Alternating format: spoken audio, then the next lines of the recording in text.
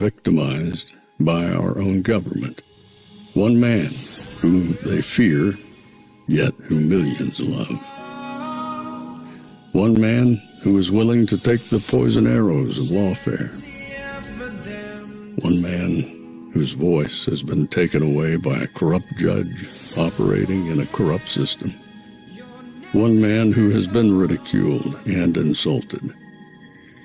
One man who refused to back down. One man who refused to back down. One man who refused to back down.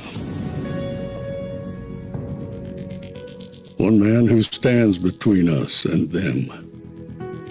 One man that wants to see America protected again. One man who wants to see America prosper again. One man who understands that a man is a man and a woman is a woman. One man who understands and protects the blessing of life. One man who wants to restore American exceptionalism. One man who once again wants to make America that shining city on a hill for all to see. A place where all the people of the world glowingly set their eyes upon. America. One man who unashamedly wants to make America great again.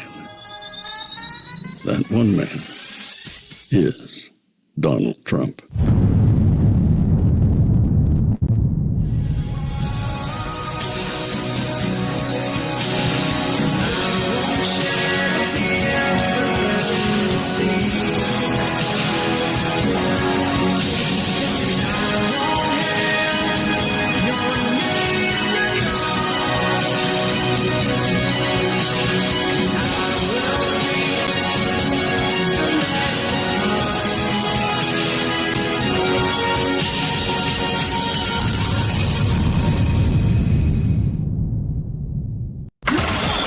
This is Fanfare with Barry Cunningham.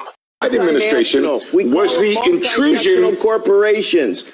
They don't have an allegiance to the U.S. That's the heart of the problem in Trump's mind, is the elite multinational corporations know no borders, the money goes everywhere, and the free trade globalism has been in reverse really since COVID. The problem is that the direction of that reversal was wrong, and maybe if Trump had a second term instead of Biden, instead of Vietnam and some of the alternate places that were extracted from China during COVID, maybe it would have come to the U.S. Maybe that would have helped Andrew's question of how long it's going to take for onshoring to occur. I'll tell you what, the structural issues of rejiggering trade are not going to be easy. But in the end, once again, it comes to, I was doing Santelli exchanges on the end of globalism 10 years ago. The handwriting has been on the wall.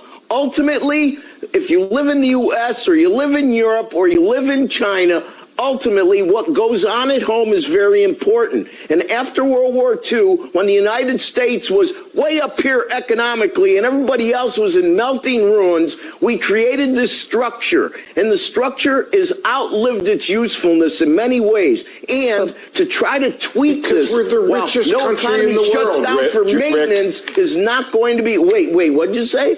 Because we're the richest country in the world. We came out of the pandemic faster.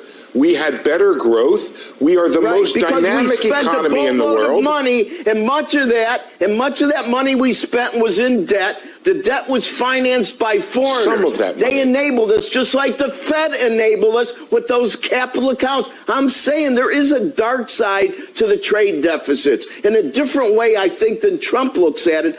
I look at it like it does underscore and underpin a type of financial behavior that in the long term hurts us.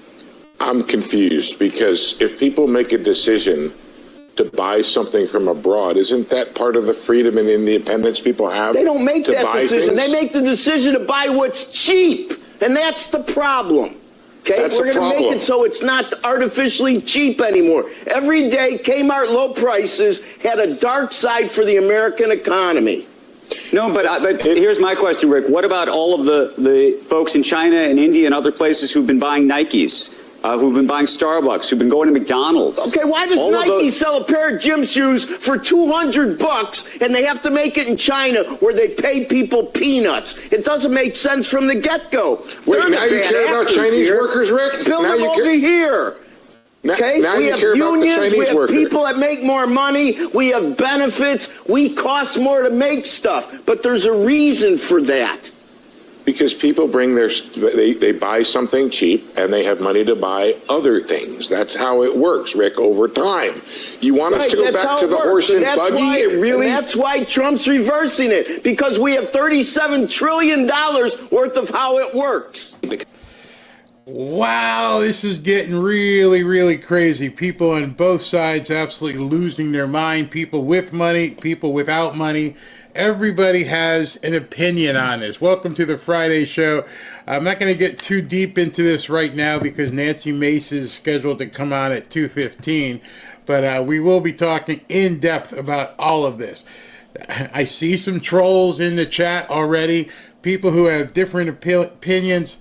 I'm going to tell you right now, as I straighten this, and hopefully I don't break anything, I'm going to tell you right now, me personally, I'm all for this. I am 100% all in, push in. Do you know why? It's a very, very simple thing. I'm for America. Period. That's it. I got a monologue plan, which I've been doing these monologues lately, and I've been liking them. I like giving you my opinion. I hope you like my opinion as well. And it's fun to just let you know. And maybe that's why you're here, to hear my opinion on things. So I'm definitely going to give it to you. Once I start that monologue, I hope that you guys sit through and listen, engage, and realize, and most importantly, think. Actually think. Don't react. Don't look at the stock market. Don't listen to the news. Everybody's got an opinion. The only one that matters is yours. You and you and you and you and you. And what you think about this for your family. Right now, what you're seeing, in my estimation, are the elitist and the extremely rich completely freaking out. Most of you, and I'm going to say probably 92% of you, and you're going to see something here in a second that'll tell you why it's only 92% of you. I mean 8% of you. No, 92%. Is because 92% of you don't have anything in the stock market. 92% of you aren't playing in futures and options and calls and puts. 92% of you are going to work every single day, trying to make ends meet, trying to feed your family, trying to do everything you possibly can to get ahead. And now you've been realizing over the last 2 months that your government has been screwing you in more ways than one. When I see the trolls come in here and somebody said, hey, what this guy Derek was in here, I'm not even going to address him personally, but he's like, Trump's insane. Did he give $350 billion to Ukraine? Nope. Did he set up all these deals with these countries and says we're just going to keep making sure we feed you? And nope, didn't do it. But he's the guy who's coming in and going, we're not doing this anymore. We're pulling back. We're going to keep Americans' money here. We're going to make sure the playing field is level. But Trump's the insane one.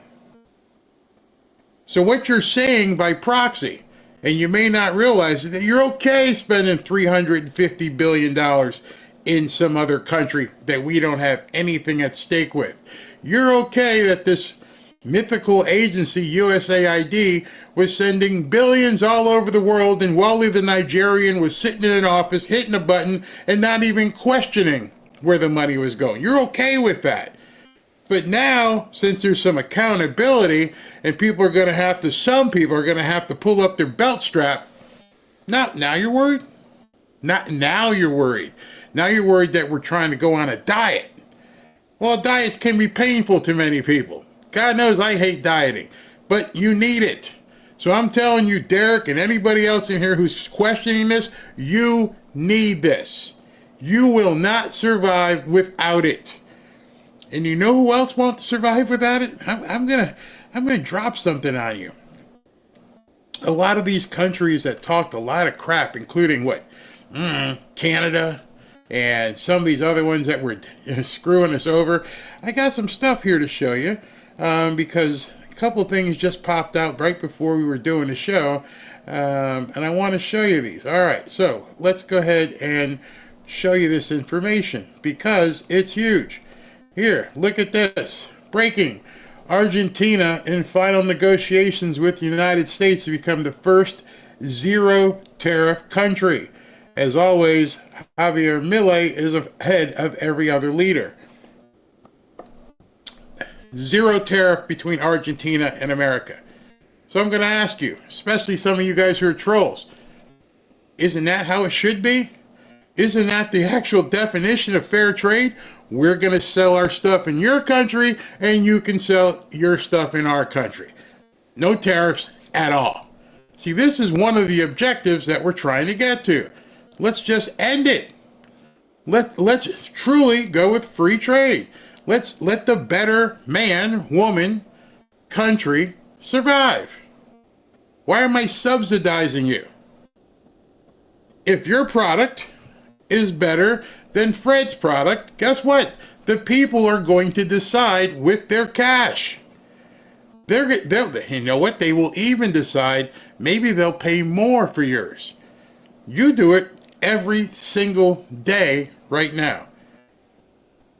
Barry, how do you know what I do every single day? Because you go to the store.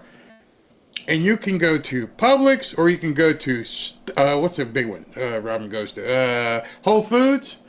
And you can get the same thing at Publix that you can get for Whole Foods, but more than likely it's going to be more expensive here.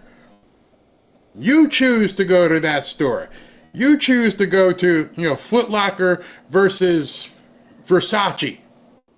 Every single day you make the same choices that Trump is trying to put in front of you right now. Every single day. You can go to any liquor store and buy a 6-pack of beer. Or you can go to the Hilton and belly up to the bar there and pay $12 a beer. Which one do you prefer? If you're being honest, it's your choice. If you want to go to the Hilton and go to the bar in the lobby and pay $12 for a beer instead of $12 for a 6-pack, nobody's stopping you. It's not insane. You're making a choice. What I find funny with so many of these liberals and everything that they've been talking about, freedom of choice, freedom of choice, freedom of choice. How come you don't have freedom? You don't want people to have freedom of choice in products? I don't know. You tell me. We'll talk about more after that. And here's something else I want you to think about.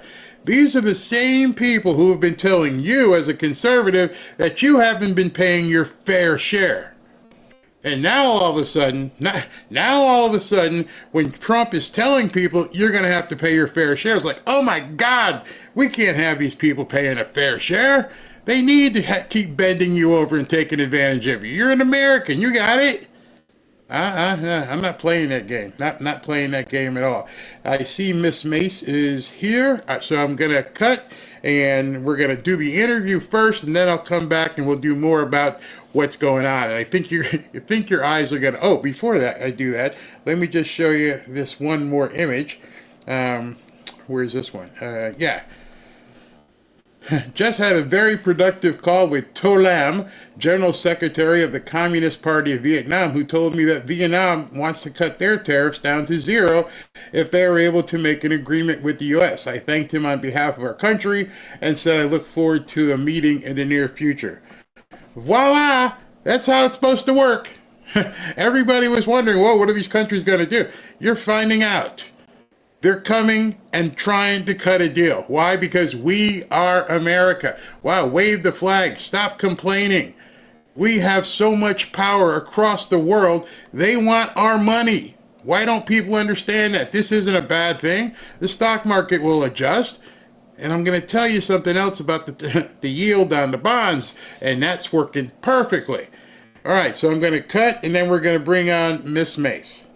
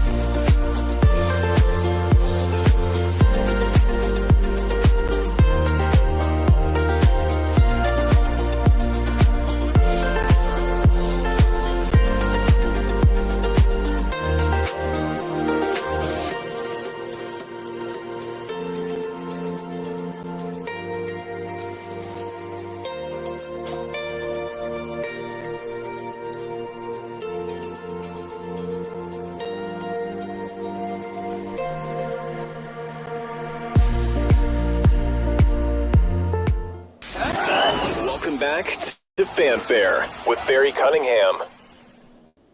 All right, so I have someone who needs no introduction. Obviously, many of you know who Nancy Mace is. Those of you who don't know, she is a congresswoman from the great state, the Palmetto State, South Carolina. Nancy Mace, how are you, ma'am? I'm doing good, sir. How are you, Barry? Good. I just wanted to get your volume level and get everything. So you look like are you home or are you back in Washington? We are in South Carolina today. Okay, great. Because I know they're planning a bunch of craziness up in Washington tomorrow, so I'm glad you're out of that fray. So, with everything that's crazy going on, let everybody hear what you think about this whole tariff situation. Well, look, I believe what Donald Trump is doing is brilliant, and we're seeing countries adjust their tariffs. I believe Donald Trump wants to get us to zero. And if other countries get to zero, the United States follows suit. We're matching them dollar for dollar, and that's going to be great for the economy. He's creating jobs. He's bringing manufacturing back to the United States. He's got billions of dollars now that are going to be invested by companies from overseas back into the U.S., nations that are coming into the U.S. to make investments here. This is great for America. I don't care what the left says because they're lunatics and they don't want Donald Trump to win. They're absolutely crazy. They want America to lose because they hate Donald Trump so much, and they can just shut up. Yeah, I mean, it's incredible because as I look at this, most of them are probably doing some sort of insider trading anyway.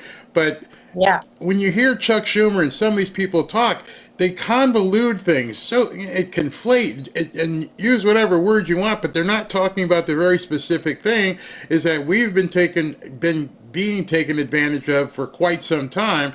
And I'm just wondering, why is it that President Trump is the first person to take this on? Because people like you and so many other people in Congress and the Senate are like, yeah, we now have a leader who's willing to take these pointed arrows. So I noticed yesterday or the day before they were trying to pass some sort of bill that he'll veto it, but what was the reason they were trying to do this posturing and rebuke him and the tariffs, and where's that going to go? Well, right, because they're doing anything they can. The left is desperate. Chuck Schumer is desperate. 1990s Chuck Schumer and 2025 Chuck Schumer are very different Chuck Schumers. And all these people know how to do, these far leftists, these agitators, these Democrats that have lost their marbles, all they know how to do is lie. And they've been lying to the American people for decades. And Donald Trump finally showed up with the truth. And he's showing the truth to everybody. And he's aided by people like Elon Musk. He's got some of the smartest people in the world helping to expose the lies, the fraud, the corruption. And I hope that they go after lawmakers that are making millions of dollars off of insider trading. I don't trade stocks. I don't own them. I've got my retirement funds like everybody else that I've invested in early in my younger years. But I don't trade stocks because I know as a member of Congress, I think it's pretty unethical because what we say sometimes can move markets. We shouldn't be doing that. And if we say we're against it, then none of us should be. And yet here we are. Lots of people do that. A lot of now you're back home in South Carolina, which concentrates heavily on tourism. A lot of people come into Hilton Head, Myrtle's Inlet, Myrtle Beach, Charleston, huge tourist area. Have you been out there and seen what and talked to any of the local businesses as to what they think about this? Well, so far, everyone that I've talked to, in fact, I had someone in the parking lot stop me on the way into the office today, just now a few minutes ago, just saying thank you and standing alongside Donald Trump. People support him more than they ever have in the last 4 or 5 years. And even independents that didn't vote for him in November are on board with his leadership and who he's brought to the table to clean house. And I think that what he's done is dealt a death blow to Democrats. I think this is going to be very difficult for them to recover from. And I hope like hell they continue to walk out of pro-trans legislative issues like they did in Georgia yesterday. I hope that they continue to lie to the American people, because Americans finally see what it's about. And they went 29% approval down to 26. Now they're at 21. They're tanking right now, and I hope they continue to tank, because this will mean that we are going to change our country from top to bottom. We can't allow these people in power at all, ever. They are destroying our country. We had just another illegal 2 days ago on Wednesday in South Carolina kill an innocent American citizen. This guy was wanted by ICE and Homeland Security. Hit and run. Thank God they picked him up. They found him and picked it up. This young man died. He passed away due to the ineptitude of the Biden administration. That was so sad. I saw that story, and I saw the other one about was a kid Metcalf or something. I don't know if that was illegal, but it's just so sad that the Democrats just don't do anything about this. One of the things that popped up today, and I don't know if you can talk about it if it'll get you in trouble, but I saw that Gavin Newsom is trying to do his own trade deal and tell countries around the world, I'm not following what Trump says, so let's go ahead and continue it. How is that even possible? I mean, I thought the president was in charge of a lot of things, but now we're finding that the president is in charge in so many things. How can he possibly do that to Californians? I have a message for Gavin Newsom. Gavin, you will never be president. He's trying to trot back to the middle like he's some sort of independent moderate. No, that guy is off the rails. The wheels have come off of Gavin Newsom. He has no leadership. Look what happened in California with the fires, and now he thinks he's some macho man. I don't think so. His hair's too slick for that. But he's trying to undermine the president of the United States, like every single leftist Democrat. These liberal Democrats are all trying to undermine the duly elected president of the United States of America. And it's wrong, and they should be held accountable for it. Now, one of the reasons I would think, I don't mean to assume, but one of the reasons you're probably home right now is because of this fiasco in Washington. And most of us don't understand what happened. Why did Anna Paulina do this? Why did Mike Johnson allow it? First of all, what happened, and then why did it happen? Yeah, there was a discharge petition that hit 218 votes, which was the requirement to require a vote on the floor regarding her legislation to allow proxy voting for moms and even new fathers. I as a woman and as a mom, I want to get through Congress and any position I have based on my merit and not because I got something special. And there is an institution. We have a duty to show up to work and vote. Literally, our job constitutionally is to show up to Congress, show up to the halls of Congress, to the U.S. House of Representatives, and to vote and represent the people that elected us, the people that we represent. And if you don't show up, if you're not there, if you're voting by proxy, then you're not really, I don't believe, giving your constituents the right voice. And as a woman and as a mom, I want to compete on my own merits, just like my male colleagues do. And children are allowed on the floor. You're allowed to have kids on the floor when you're voting. Wow. There are nurseries up there. There's daycare. It's a great, if you're going to be elected and have quality of life and have young children, it's a great place to be. And look, I've got 2 kids that are teenagers now, and I know how hard it is when your kids are small and they're young. And I mean, I would take my babies into meetings when it wasn't the end thing to do. And if they were hungry, they got fed. I didn't care what I was doing. So that's my right as a mom, to take care of my children and work at the same time. You can do both. So when you guys go back, are you going to be taking up the SAVE Act and a bunch of the stuff that or is it going to get pushed back again? Well, unfortunately, all the votes we had this week, including the SAVE Act, we weren't able to do because they had to cancel votes. There wasn't time to get through another rules package through committee. It took 24 hours procedurally. It was a big mess. And so we'll start over. My understanding is we'll start over with another package, budget reconciliation, budget material that will then put the things that leadership needs into it to support President Trump's agenda. That's what we're here for. We should have gotten to his agenda last week, and we didn't have the ability to do so because things were blown up on the floor. But next week, we'll have another chance to get back at it and put his agenda first for the American people, put America first, and that's what we're there to do. So what are you guys going to do about these judges? And another one came out today and issued the most ridiculous ruling about he's putting I didn't know a judge could put regulations on something that the president or an agency are doing. What can you guys do about this, and when? Well, this is a judicial crisis. I believe this is also a constitutional crisis. And unfortunately, unless the Supreme Court is willing to take it up immediately, this could be years before it's figured out, which is what these activist judges want. We should be impeaching these activist judges. They wouldn't know the Constitution if it slapped them in the face. I mean, that's where we are in this country, all because they hate Donald Trump. This is lawfare. This is using the system to undermine a presidency and a duly elected president. And they're the ones that are subverting democracy. They told us all through the election last year that we were the ones that were a threat to democracy. These people are literally tearing apart democracy in our republic. It's in our eyes. They're doing it in real time too, which is so scary. We got to keep calling it out. And we need to demand an impeachment of these judges.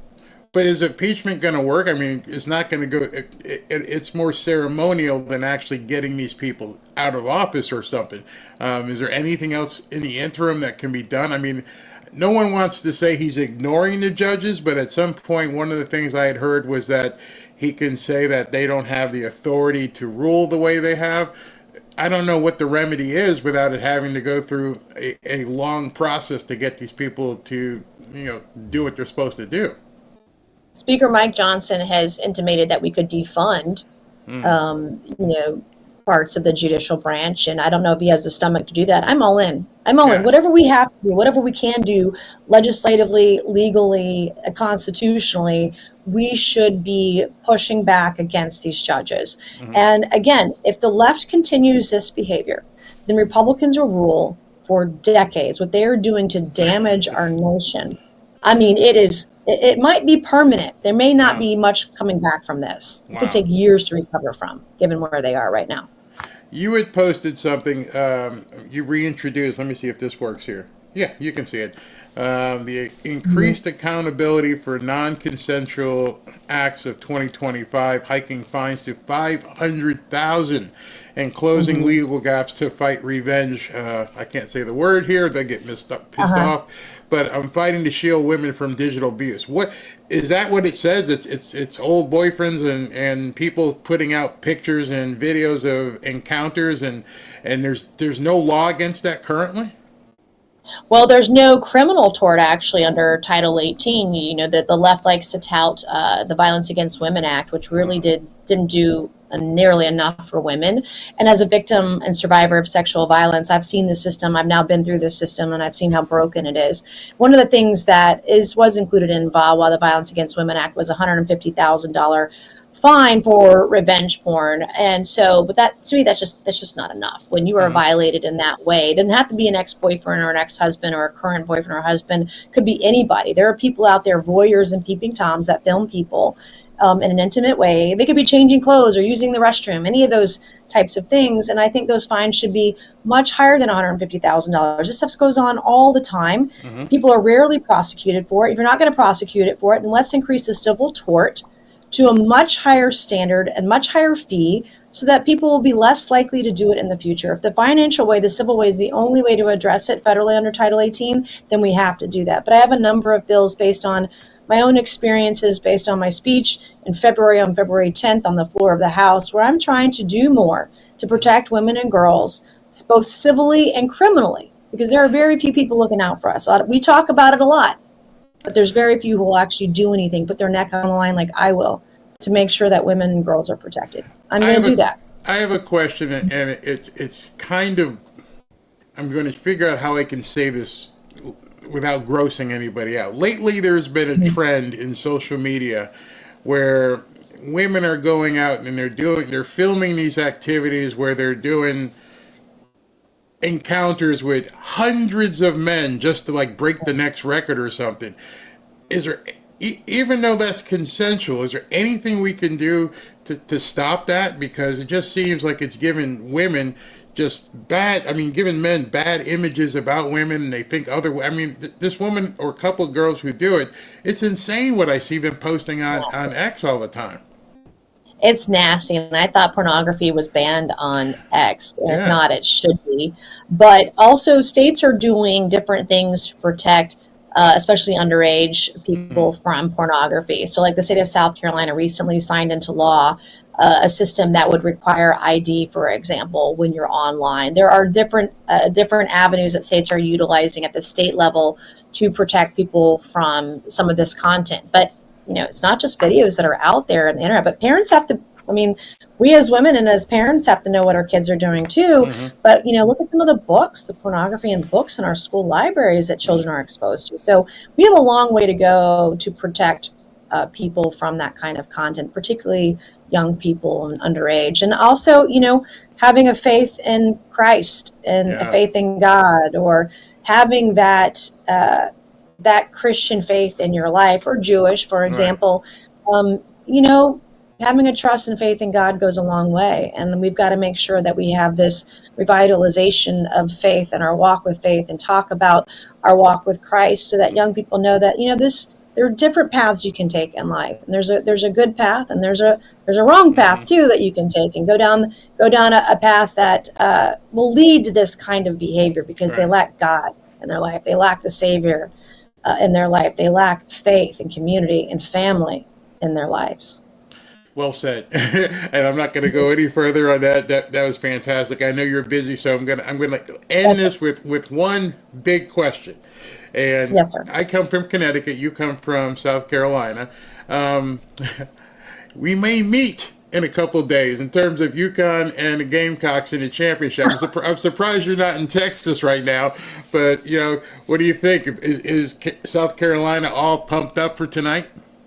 We are very pumped up for tonight. This is prom weekend for us here in Charleston. Okay. So we've got kids going to prom this weekend, and I'm taking photos. I actually bought my kid a suit this morning. So, but no, we're very excited about South Carolina, our girl Gamecocks, and hopefully a big win tonight. Yeah. Okay.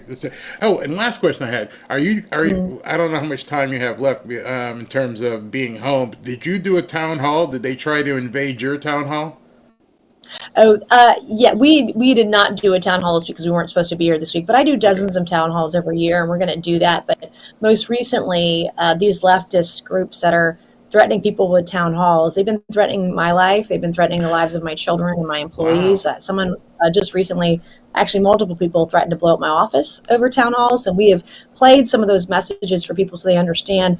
I would love to get out there and do another town hall, but these people, if they show up and they make good on their promises, I'm not going to put my constituents' lives in danger. So we're waiting for things to kind of calm down so we can get back out and be able to provide this service to our constituents. So the people that called in threatening me and my livelihood over town halls, they don't, when you ask them, we've actually been calling all of them back. And when you ask them, hey, what can we do for you?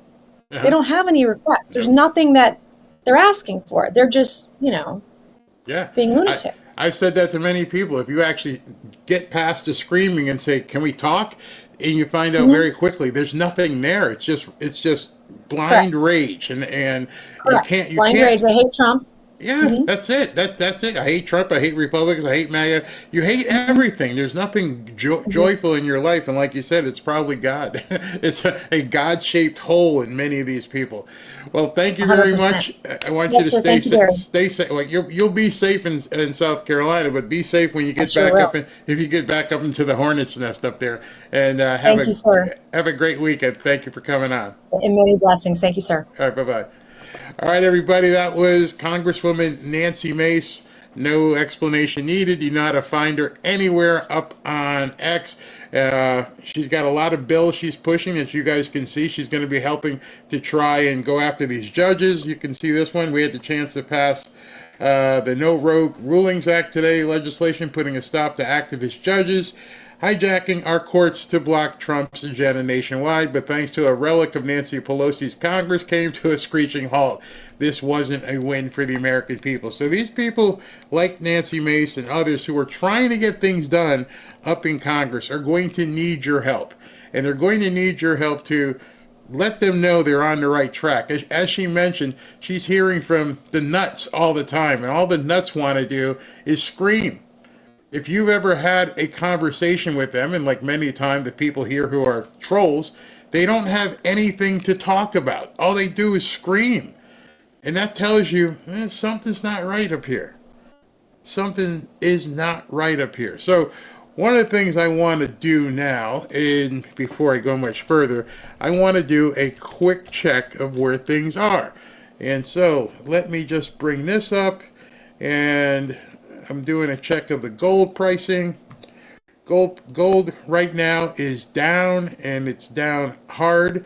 It's down 2.58%. Let me just bring this over so you guys can see it. And here it is. The gold market is down 2.58%. So you know what that tells me? Buy more.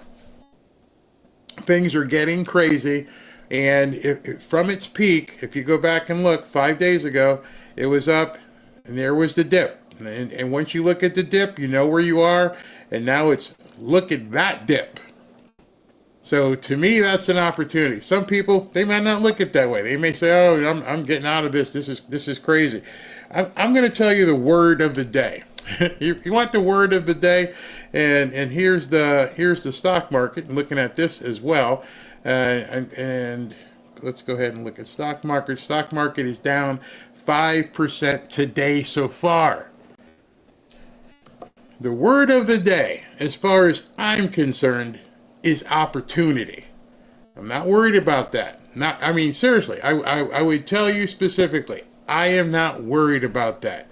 92% of you are not are not even in this market. What you need to focus on and continue to focus on is push the noise out and just see, and just, what's the phrase? Just do you. Go to the grocery store, go to the restaurant, do whatever you need to do, and don't worry about that. And I'm not being facetious because I know what's going on. It's being manipulated. I told you before the tariffs were announced. Here's what's going to happen. Damn if it hasn't happened exactly like I told you.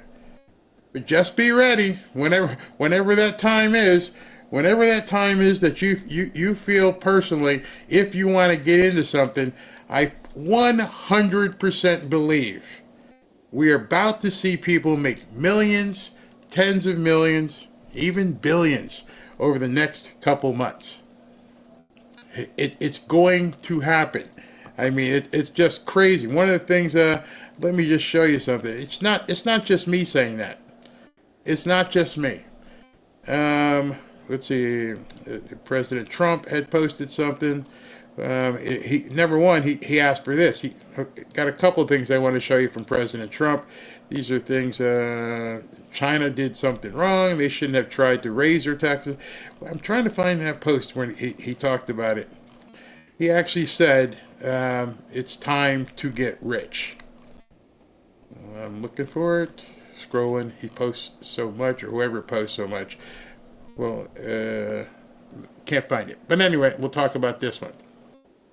This one here, I want you guys to take a look at. Where is it? Boom.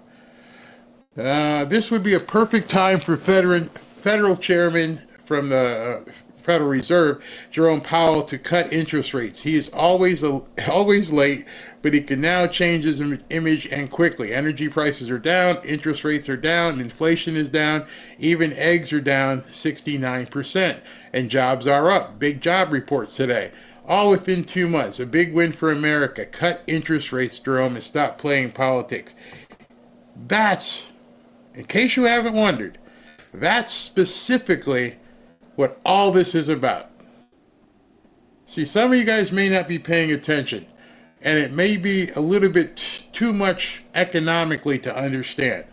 These aren't things that people learn in school. They don't tell you about this stuff. This isn't something that normally you would even hear about. But I want to show you something because it's out there today, and it's very important for you to know. This is the objective. Let me see if I can find this really quick. And where is it? Oh, this is one he put up there. Wanted to show you this one. I told people this yesterday about the millions you can make to the many investors coming into the United States and investing massive amounts of money. My policies will never change. This is a great time to get rich, richer than ever before. Now, I'm not telling you need to go get rich. Rich is defined by what you feel, what you want. But at the same token, it's not a problem for other people to get rich either. However they define it. Some of you may find out, hey, if I got 25 grand in the bank, I'm rich. Some of you may need 100,000 in the bank to determine whether or not you're rich. In any event, that's going to be something that you have to absolutely understand and understand for yourself.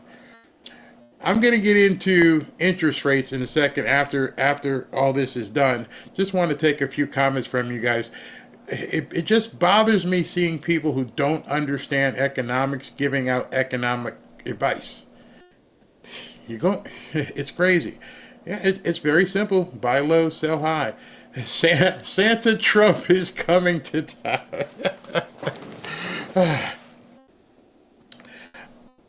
Do a little survey. I should put it up as a poll. How many of you have more than 5,000, not in the 401k. How many of you have 5,000 in the stock market? Would love to know. You don't put your number, don't put it out there and let people know anything, but how many? I will buy a Bible. I'm a novice. We all get our car companies back. That will be a giant test of positive influence. Yep.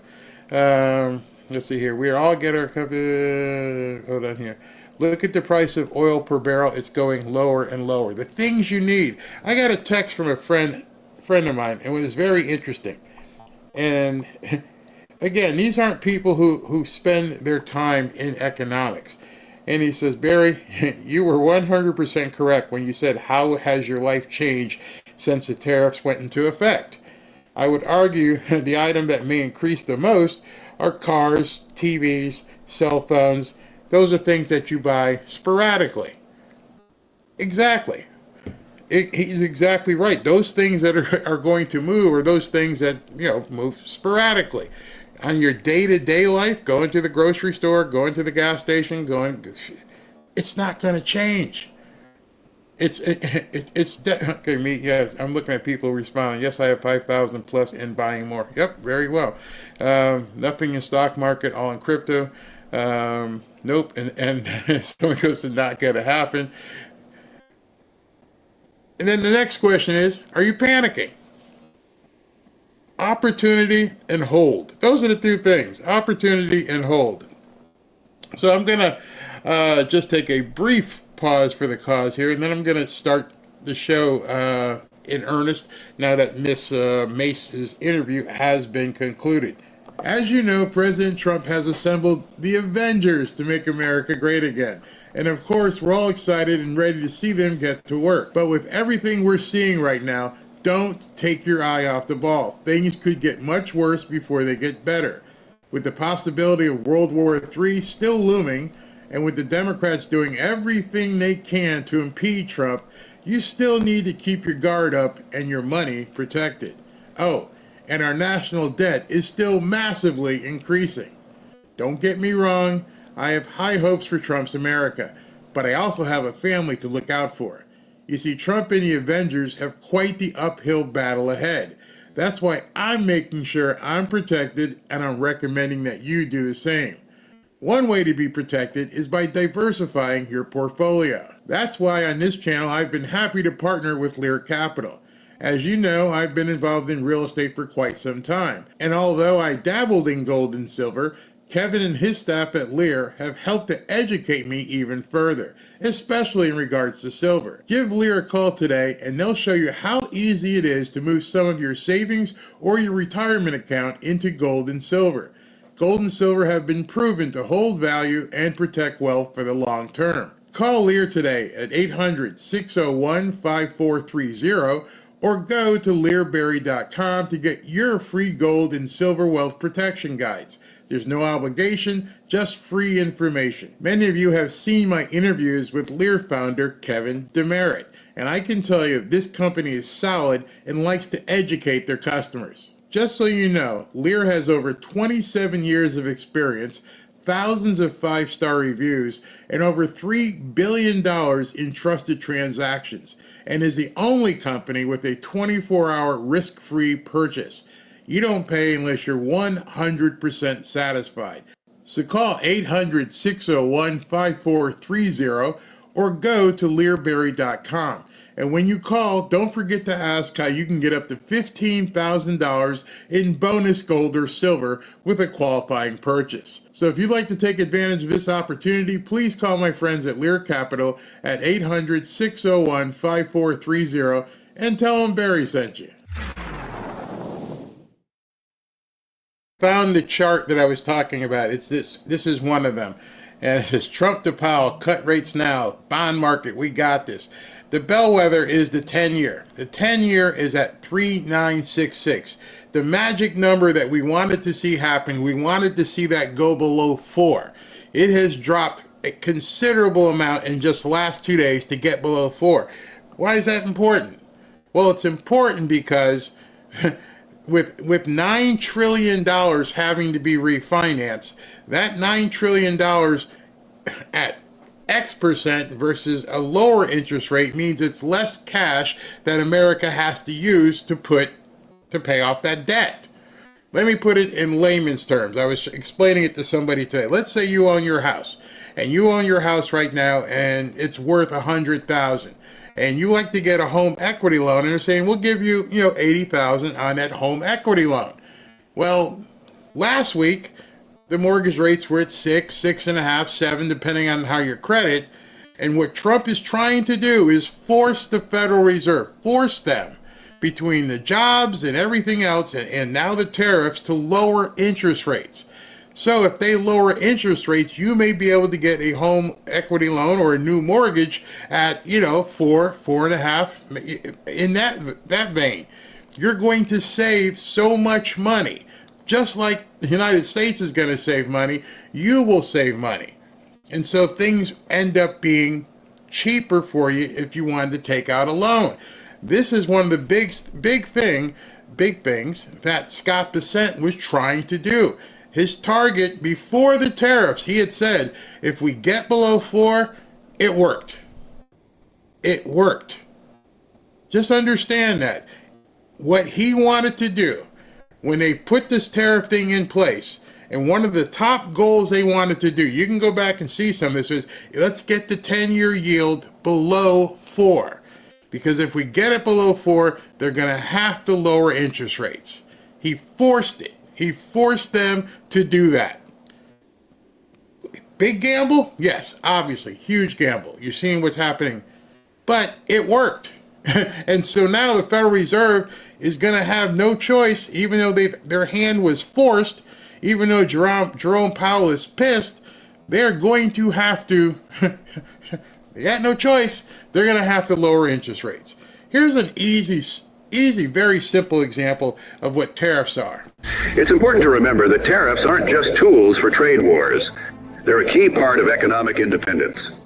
Before income tax was introduced in 1913, tariffs were the main source of revenue for the U.S. government. This allowed the country to fund itself and grow without directly taxing citizens. Tariffs protect American workers and industries from being undercut by low-cost, lower-quality foreign goods, allowing American businesses to compete and thrive. By levying tariffs, we maintain jobs and encourage domestic production, both crucial for national security and prosperity. Tariffs also help the U.S. negotiate better trade deals, pushing other countries to lower their trade barriers in exchange. So, who would oppose tariffs? Globalists, corrupt politicians, and crooked elites whose only care is wealth and power. They take advantage of cheap labor and lax regulations abroad. They take advantage of you. Enough is enough. Tariffs are about valuing our workers, our consumers, and our nation. Let's keep jobs in America and use tariffs the way our forefathers did, to protect our economy and our future. We need strong economic policies. We need tariffs, not taxes. We need to put America first and begin a new golden age. That is the perfect example right there. So I'm going to ask you a series of 5 or 6 questions. Let's pretend, you're sitting on the couch and you came to me for some counseling. And I'm like, you know what? Let me ask you to see where you are. What kind of mindset you have. And that way we can dig into the problems that some people are having. So in that regard, what I'm saying is, what do you personally do when things aren't going right? It could be as simple as your business isn't working, it's not profitable, you're having a bad marriage or interpersonal relationship, the kids are in trouble, not getting good grades, causing problems in school. Maybe it's your health. Maybe your health isn't what it should be. What do you personally do to fix that? If you're being honest with yourself, you take bold, immediate action. Or you can lie to yourself and say, it never happens to me and I don't do that.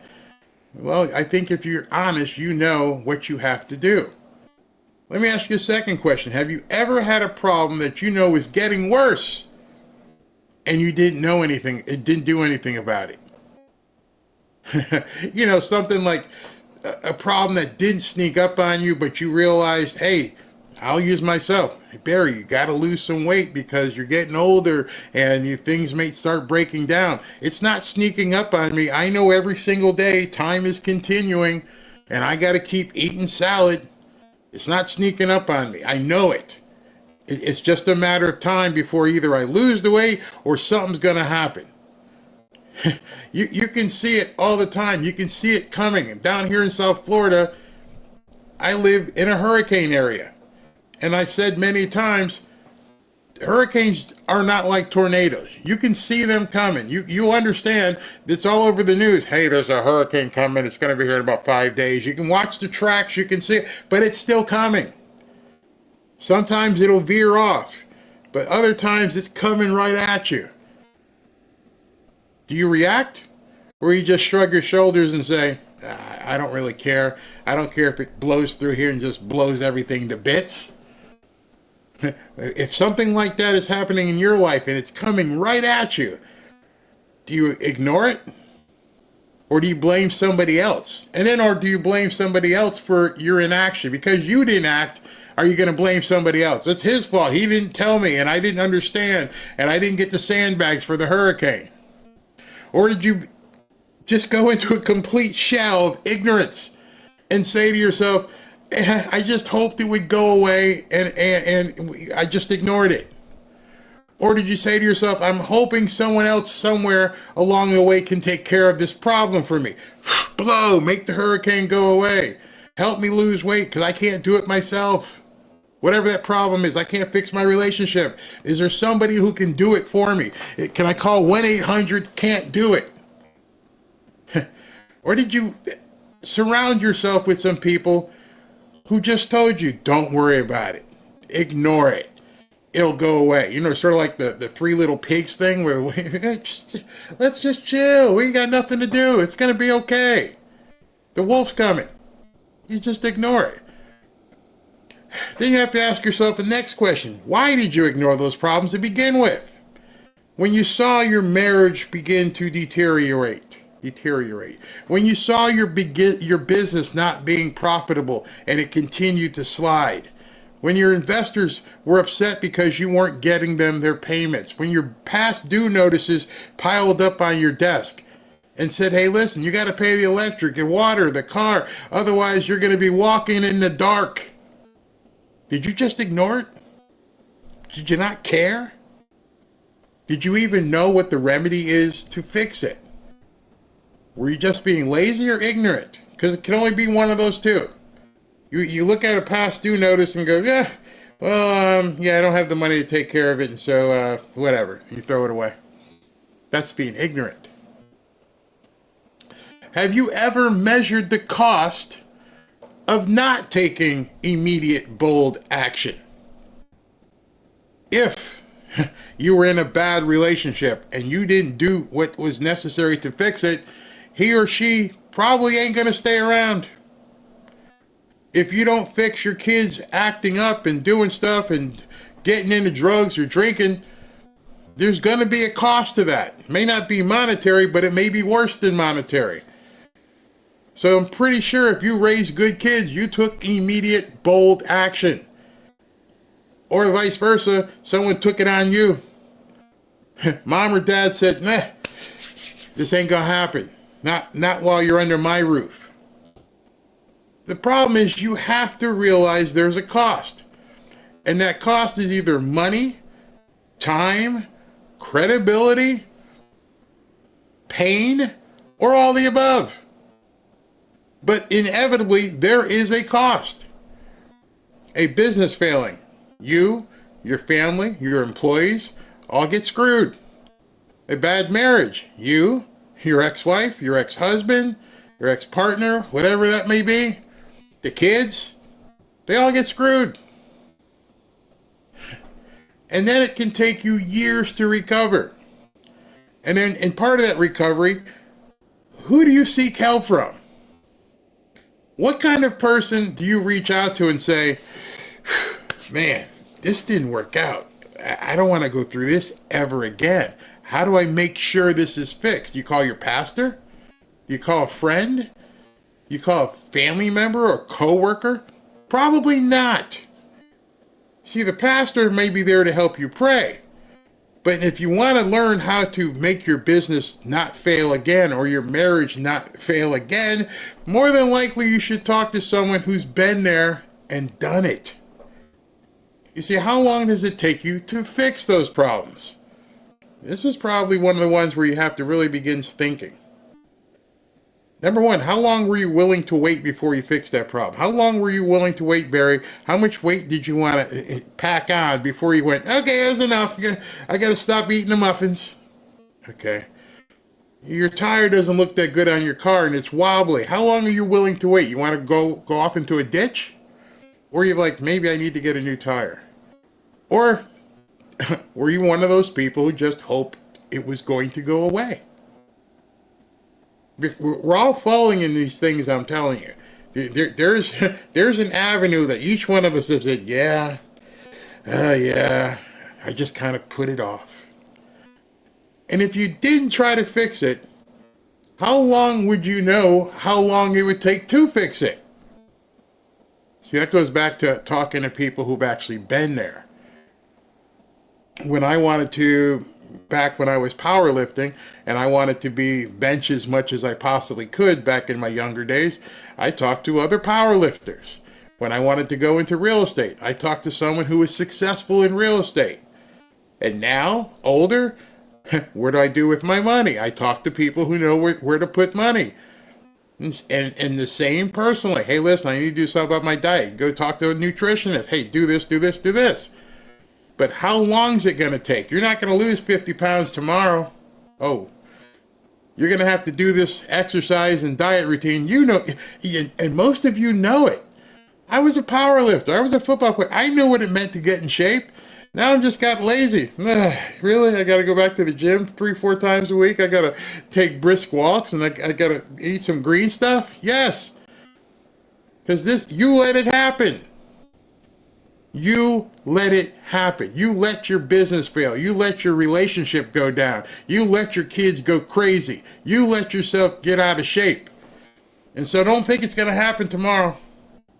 You're going to have to work on it. You ever been married? You ever had a girlfriend? You think tomorrow it's all good? Oh, I'm sorry I smacked you upside the head. Love me? Hell no. It doesn't work that way. By not acting at all, how many people are you affecting?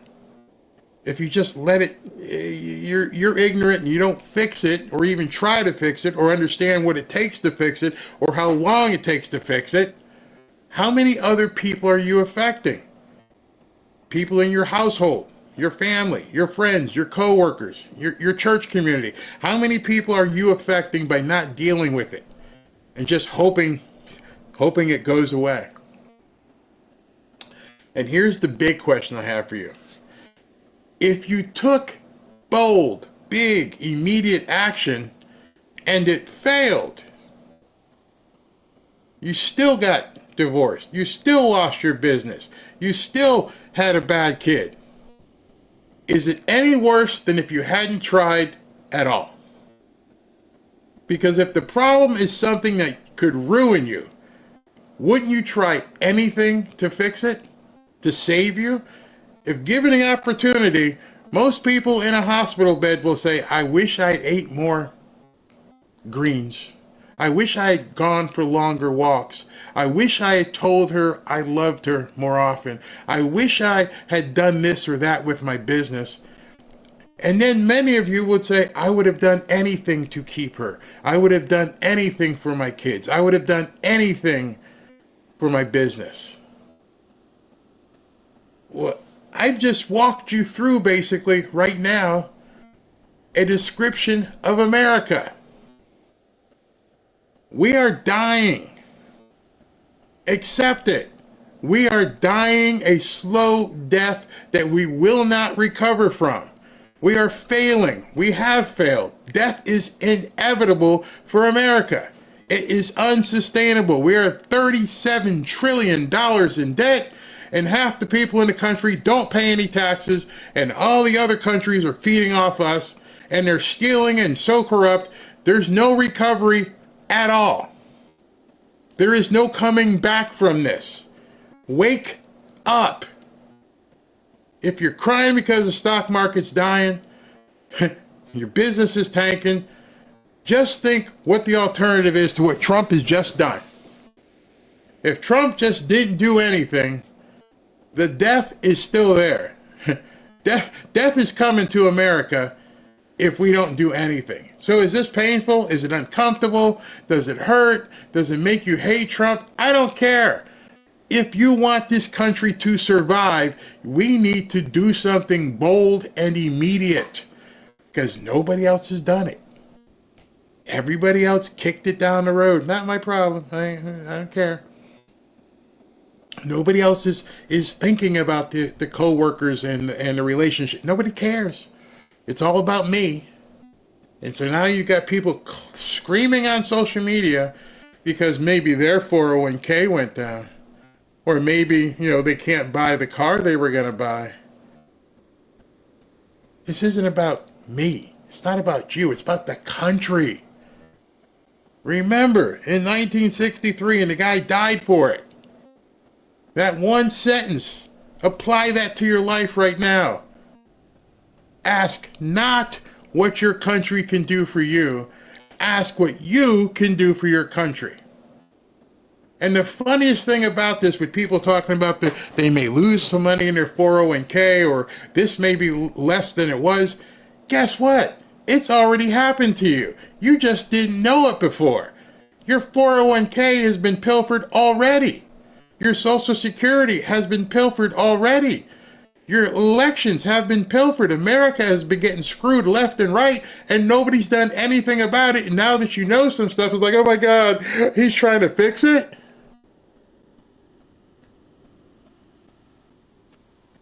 Just understand that.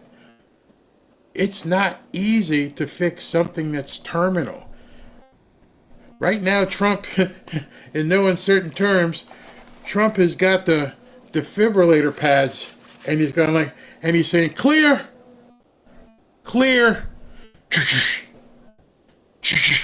We're still flatlining. Oh, hit it again, clear. When you start thinking it in terms that way, you ain't going to have a 401k to spend. You're not going to have a retirement. This is going to be Mad Max. You're going to have a gun and some good ammo, because you may not eat. Am I being far-fetched?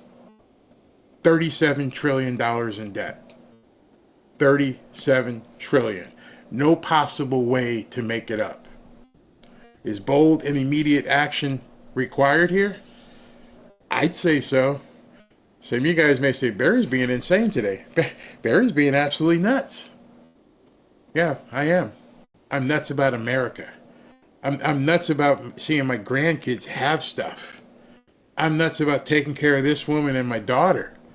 I'm nuts about my little dog. I don't care if it hurts right now, because I know the better me is on the other side. Maybe some of you haven't had a relative or somebody, who had a terminal illness. And I guarantee you, every single person that you went to their deathbed and they said, if there was a way to fix this right now, I know it looks really bad. They're telling me you got like a week left. But if there was a way to fix it, but it might hurt you really, really, you think that person's like, don't do it because it might hurt. No, do it. Do whatever you need to do. If that means I could survive, do it. Every single one of us would say that. Every single one of us.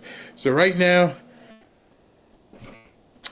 get the defibrillator pads, enjoy it, and take the shock. Take it. Tell other people, take it and shut up. Stop complaining.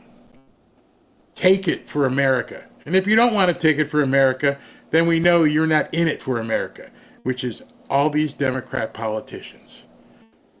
They've seen it. They've seen you gain weight. They've seen your business loss. They've seen your kids crazy. They've tried to turn your kids from boys to girls. They've seen it all.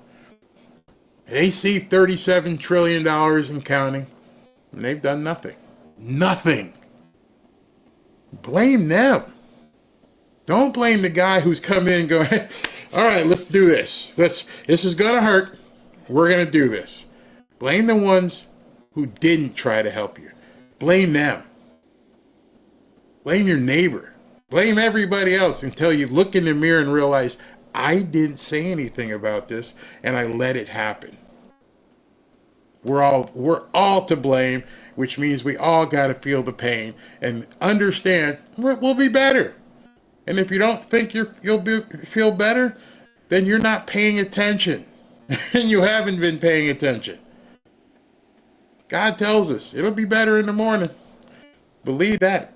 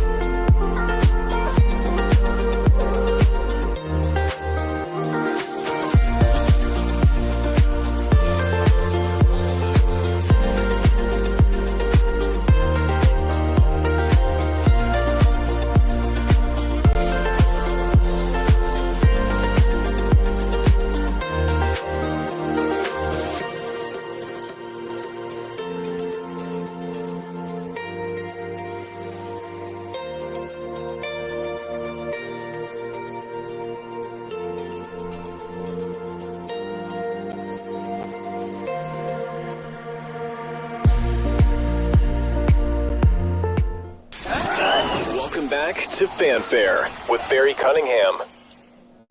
All right, everybody, it's Friday, which means I got a surprise for you. And that surprise is, finally, after all this time, we now have a website for the Trump knives. And so what you need to see is that's the new website. Order yours today, Trump at trumpknife.com. You can get there. Folks, Trump is finally back in office, and it's only going to get better from here as a celebration. Patriot Addict is sending our free Trump red knives. This is it. It's right there. To people who voted for Trump, just scan the QR code right over here, or you can go to the URL down below, berryknife.com, berryknife.com, to get yours now. This is just their way of saying thank you for supporting him and being part of the moment in history. Normally this knife retails for $70, but right now you can grab it just for the cost of shipping. You can scan the QR code here, or you can go to berryknife.com as you see on the screen. So let me just show you this knife. It is a big knife. It is a very sharp knife. Be careful. It's very sharp. It's durable. Look, it doesn't bend. You will find out that it's very sharp. Be careful. It's big. You can see this is probably probably 9 inches in terms of how long it is. It's got a little notch here to cut a seat belt in case you get stuck in a car. It also has a notch to break a window, and it's heavy. It's not some flimsy knife whatsoever. And so if you want one of these, it's absolutely free. All you've got to go to is berryknife.com, or you can click the QR code right over here and get yours. Believe it's like $13.99 for shipping. And people have been saying they love it. Now, there was some discrepancy. People were saying they went to the mystery box thing. We're working on figuring out what happened there. But everyone who's who's emailed me has said they've gotten their knife. They love their knife. So I encourage you, if you want one or two, to go ahead and berryknife.com. It's right there on the screen, so you guys can do that. All right, so that being said, let's get on with the rest of the show. And again, I love it, and it's a really, really good knife. So I wouldn't be advocating for it if I didn't think it was something that you guys would enjoy. And plus, I've received information from so many other people who say they like it. All right, let's continue with this. Okay, here we go. The shrimpers here like tariffs because they say they will save their jobs and save their entire industry. We have to remember that more than 90% of shrimp consumed in the United States is imported from overseas, and the American shrimpers say they just can't compete. Let's bring in Leanne Bossarge. Did you know that? Did you know that 90% of the shrimp that's consumed in America comes from overseas? Wait a second. I saw this and I'm like, wait. You're telling me we're a country surrounded by water. You got the Pacific, you've got the Atlantic, you got the Caribbean Sea, the Gulf of Mexico, Gulf of America. Ooh, I almost said that. You got all these bodies of water. And 90% of the shrimp comes from overseas. How in the hell can that be? How did we ever let that happen? That goes back to my monologue. Did you think that was sustainable, letting somebody else, even though the shrimp are there, the Florida shrimp, and they're all around out there, like, hey, things are good. Nobody's messing with us. Oh, they're getting their stuff from China, eh?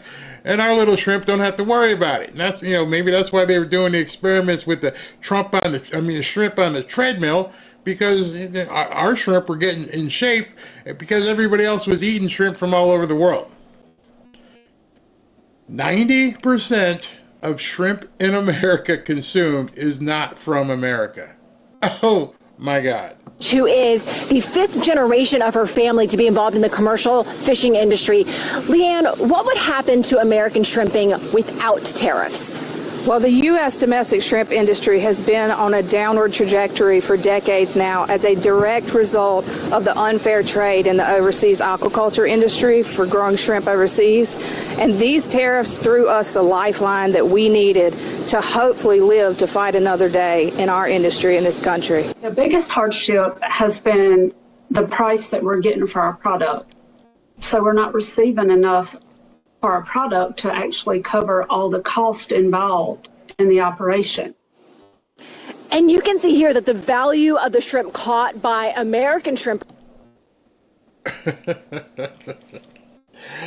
Oh, we're getting screwed so badly. Has fallen, in this case, by more than 45% in just a recent 2-year period. And as those...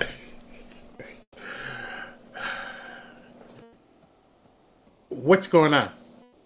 How is this even possible that they've been decimating the American, I guess we call them sea farmers and land farmers, just so they could put things overseas. Notice the dates there. Notice the dates as how everything began to shift. Like there was almost a concerted effort to do away with America. Prices are falling. Our imports from foreign countries are growing, up to 1.6 billion pounds of shrimp imported just last year alone. So the shrimpers hope that the tariffs announced by President Trump will stick. They target the top 6 suppliers of foreign shrimps shipped to this country. They say that will help them take vessels like this one out into the open waters to catch American shrimp more often. I know, and tonight we're going out to a seafood restaurant. Robin always asks, and I never thought about it. She'll say, okay, because down here they have fresh fish. It's not just walking into some restaurant and going, can I get fish and chips? No, they have fresh fish, and it may be pompano, it may be snapper, it may be whatever. And she will ask every single time I've been into a restaurant, a seafood restaurant with her, she will say, where's it from? And they'll tell you. They will tell you. They'll say this was off the, coast here, coast there, or it's coming from Maine, or she asks. How many times have you walked into a seafood restaurant, have you asked that question? Hey, you're selling this tonight, it's a special, where's the fish from? I want to know that I'm basically contributing and helping local fishermen and fisherwomen, because that's important. And down here, it's different than other areas. There's all kinds of people who fish, commercial fishermen. There are even private fishermen and fisherwomen, I guess I can call it, fisher people, let's call it that, who go out and there's one guy here who has Robin's number, and he has like a email he sends out every day, and he'll say, I've caught this, I've caught that, or something else. And if you don't answer the email, that stuff is gone. I mean, just gone. So you got to make sure about noon or 11 o'clock when he comes back in, he sends out the email, I've got 10 pounds of this, whatever. But it's local. And the restaurants do the same thing. They know which fisher people to go to get those fish. Again, I live by the ocean. You should try that once when you go to a restaurant. And just say to somebody, yeah, okay, yeah, that sounds good. Where's the fish from? And please don't say Winn-Dixie. That's the worst thing. Don't tell me it came in a bag. I don't want the fish that came in a bag, because then I know it probably came from China. Tell me where that fish is. And many of you have probably watched that show, not the Biggest Catch or whatever it is, Big Tuna, where they go out off the coast and they'll catch a 400-pound tuna. Where's that fish go? On a plane. They get it the hell out of here. So we want to know where a fish was caught, because we want to support local sea captains. Trump is crashing the stock market by All right. I want you to hear this. And when you hear this, let me rewind it a little bit, because I don't want you to miss a minute of this, because it's freaking people out today. You ready? All right. Listen to this. Trump is crashing the stock market by 20% this month, but he's doing it on purpose. And this is why Warren Buffett just said Trump is making the best economic moves he's seen in over 50 years. Now, here's the secret game he's playing, and it could make you rich.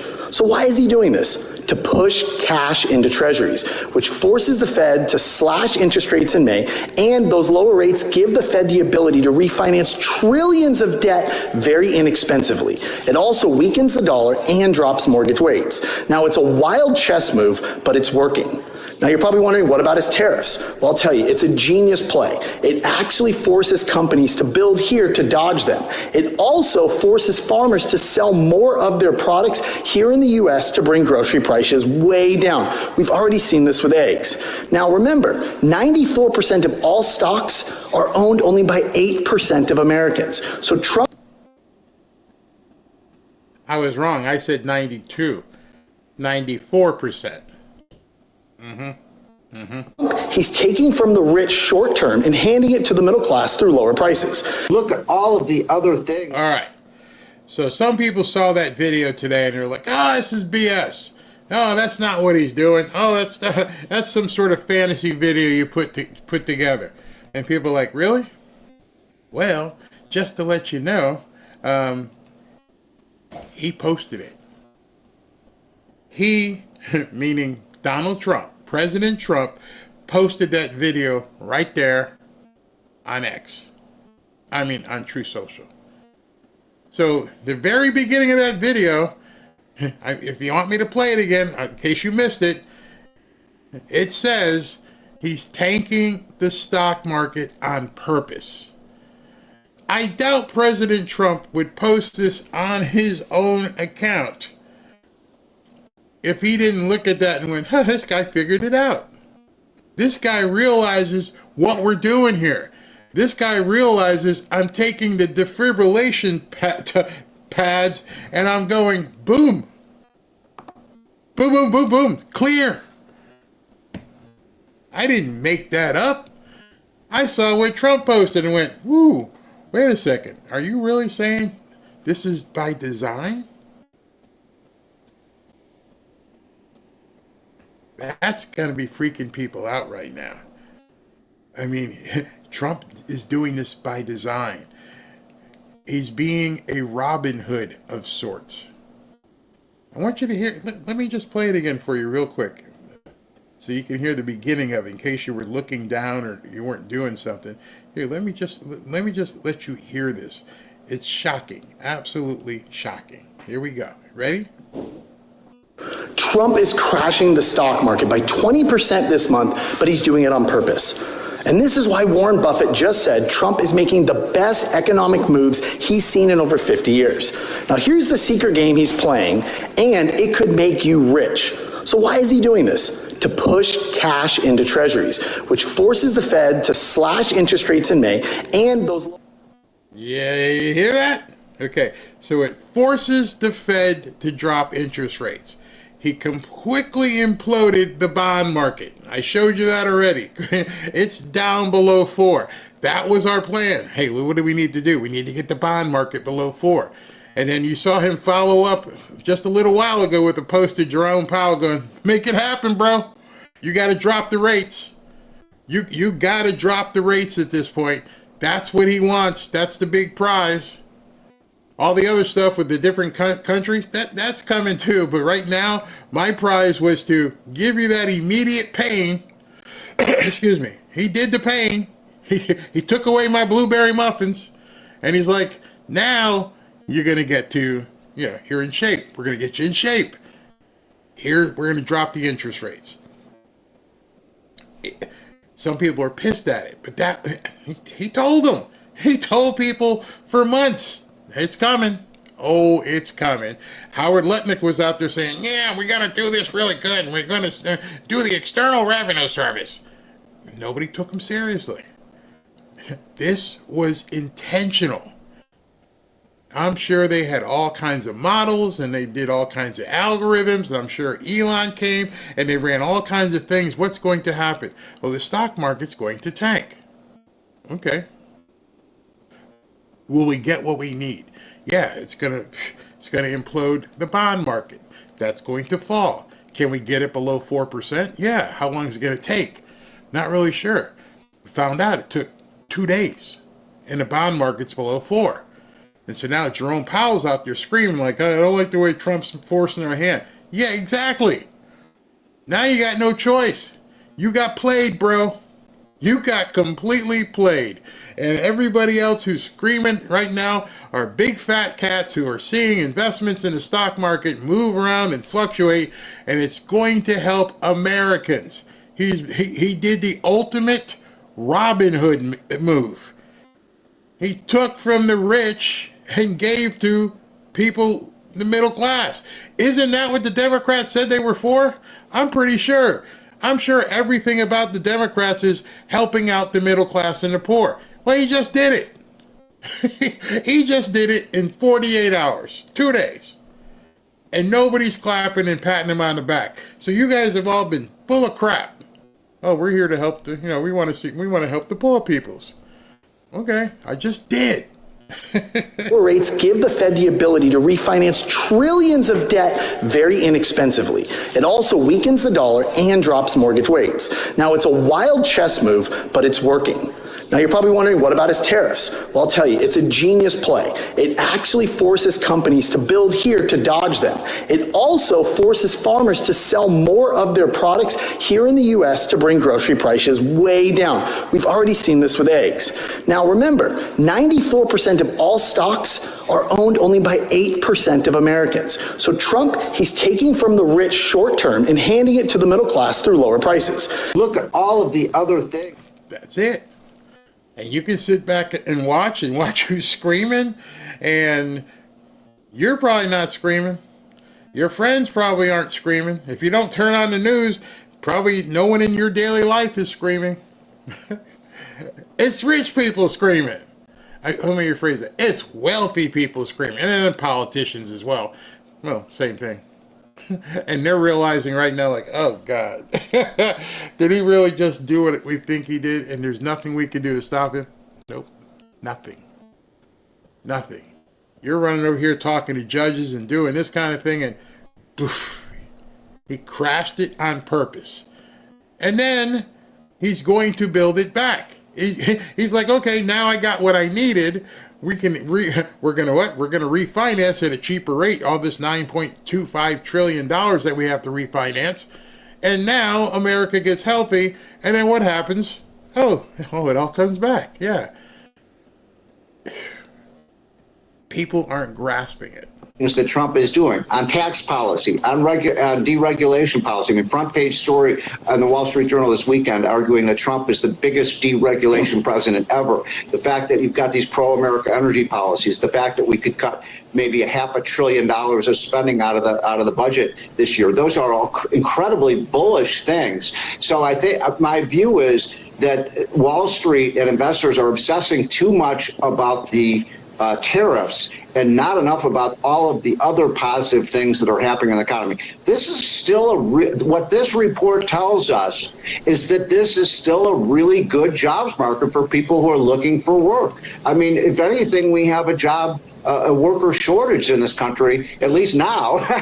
We'll see what it looks like 2 or 3 weeks from now, but it remains a healthy jobs market for people who are looking for work. Mm-hmm. I tell people 228,000 new jobs were created out of thin air. He was able to do it. David says here, Barry, this is a war room strategy, moves like no other. Nope, not like anybody I've ever seen. It was a huge gamble, but it was it was a gamble. What can you say? A highly researched gamble.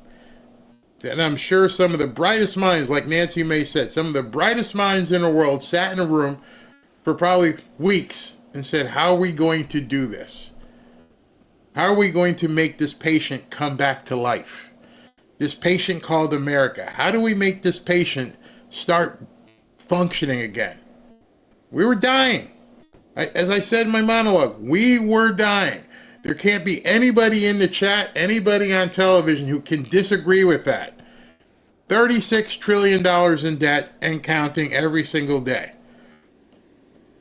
Just put your own terms in it. Imagine if you have a house that was in foreclosure and you didn't pay your bills for a year, 2 years, and the interest just kept running. And then one day they're like, okay, so we can let you keep your house, but you're going to have to give us a $5,000 down payment, maybe $10,000. You got to show us something to pay off the back arrearage. You're like, I can't afford that. Well, you let it happen. Now the creditor's like knocking on the door.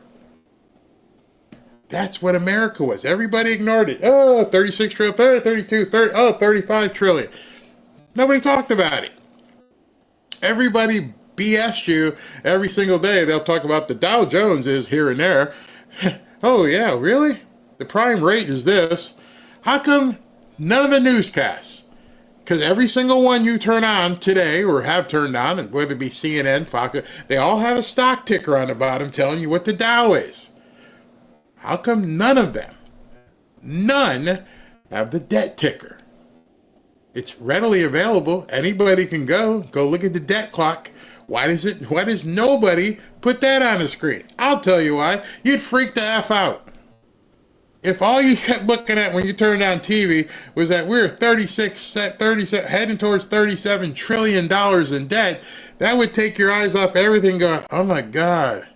Then you would realize it. Then you would realize that you're basically getting ready to flatline.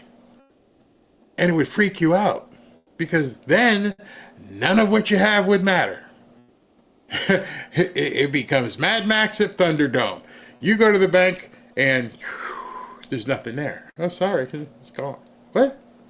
Ask people in Venezuela what happened. Ask people in Cuba what happened. There are a lot of wealthy people in Cuba at one time. Ask them. See, I have the luxury of living next to Miami, and I have met many, many Cubans that were business owners, doctors, engineers. Hey, man, what happened? And they'll tell you, like, what do you mean you just woke up one day and it was over? It was over. Theirs was by communism. Venezuelans was by corrupt government. Nonetheless, woke up one day and like, I got to get the hell out of here. Put me in a bathtub and I'll swim past the sharks. Do anything. Get me out of here. Talk to somebody who's gone through it. See, Americans don't want to face that. Really? Could we have really gone down? No, it wasn't an if. It was literally, how long do we have? What's the prognosis here? And most of you didn't know that. You're already dying. And what's worse, you were going to work every day and they were stealing your money, knowing that you're about to, kick the bucket, figuratively speaking, every single day. And none of you, well, most of you didn't even know that you were walking on paper, not even ice, paper. And eventually one of those days you're going to wake up and go, pfft. You and me both. And I would have sank faster because I'm bigger than you. But nobody wanted to talk about it except this one man. And this one man, which is why I went back to using that, is he's the only person saying, I'm going to do this. And everyone else is screaming bloody murder. And like I said in my monologue, what's the alternative? If you don't want him using the defibrillator, how are you going to save anything? Crazy. Like tariffs, buy made in America. Do you think that with the tariffs now, this could help push more to be made and sold in America? Oh, absolutely. I mean, there's no doubt about it. I mean, how can you not do that? I mean, a lot of these other countries are screaming bloody murder that, it's going to affect them. Well, it should affect them. Keeps American people working. Always been a supporter of our country and what we can do to help our own. So, I like coming to Made in America, and the products are wonderful. It's nice to buy American. This is going to make the consumer get a little more educated, see what's made in America. If it's not, I think somebody is going to be sharp enough. We've got some sharp people that can use new technologies to make products, and this is going to force that to happen, I truly believe. Michael Schwartz, 7 News, Elma. Rolling out employee discounts for all customers. F-150, you'll be seeing savings upwards of $10,000. Slavonic is a Pittsburgh native who grew up around the auto industry and supports Trump's tariffs. I'm glad to see that we're trying to bring work back to our country, seeing all my friends' parents and had great jobs at factories and producing vehicles. The commerce powered. But they're screaming about it because the global market might be affected. I don't give a shit about the global market. I care about you and my neighbors and everybody else that is dependent upon, this country surviving. Mel's YouTube says, I'm on Social Security and school for medical billing and coding. I don't have 401 and no savings. What can I do to make money? Depends on what your skill set is. A lot of people have been saying, what can I do? What can I do? Well, depending on your skill set. So, There's one guy on X who I follow, and he posts stuff, and I sit there and go, you got to be kidding me. And he talks about all of these different things and businesses people can do that require limited investment, and they're mostly work-related. and he interviews people. And one of them was a guy who cleans carpets. And the guy cleans carpets that have been dog poop or whatever on them and everything else. He started by renting the machine at the grocery store. And they would put out flyers. I clean poop from a carpet and do this and I do that and I clean it. He's now making $2,000 a day. Because most of the people that you would cater to don't either have time for it or don't want to deal with it. Some people would rather just throw the thing away. Well, there's a business for that too. 1-800-JUNK. I forget the rest of their number. You got a pickup truck and you need something to get tossed away? The bottom line is there is so much you can do, but they don't teach you. They don't tell you where to go. Let me see. I don't know if I can even find it, but I'll endeavor to do that. Our pool guy, you're gonna love this one. Our pool guy, which any of us could clean pools if we wanted to take the time, but our pool guy is a local firefighter, and he's almost to the point where he's going to retire from firefighter, take that pension, and then he can just make that money, and then he just does pools. And I've told you many times about our lawn guy. And I've just told you about a guy who does carpets.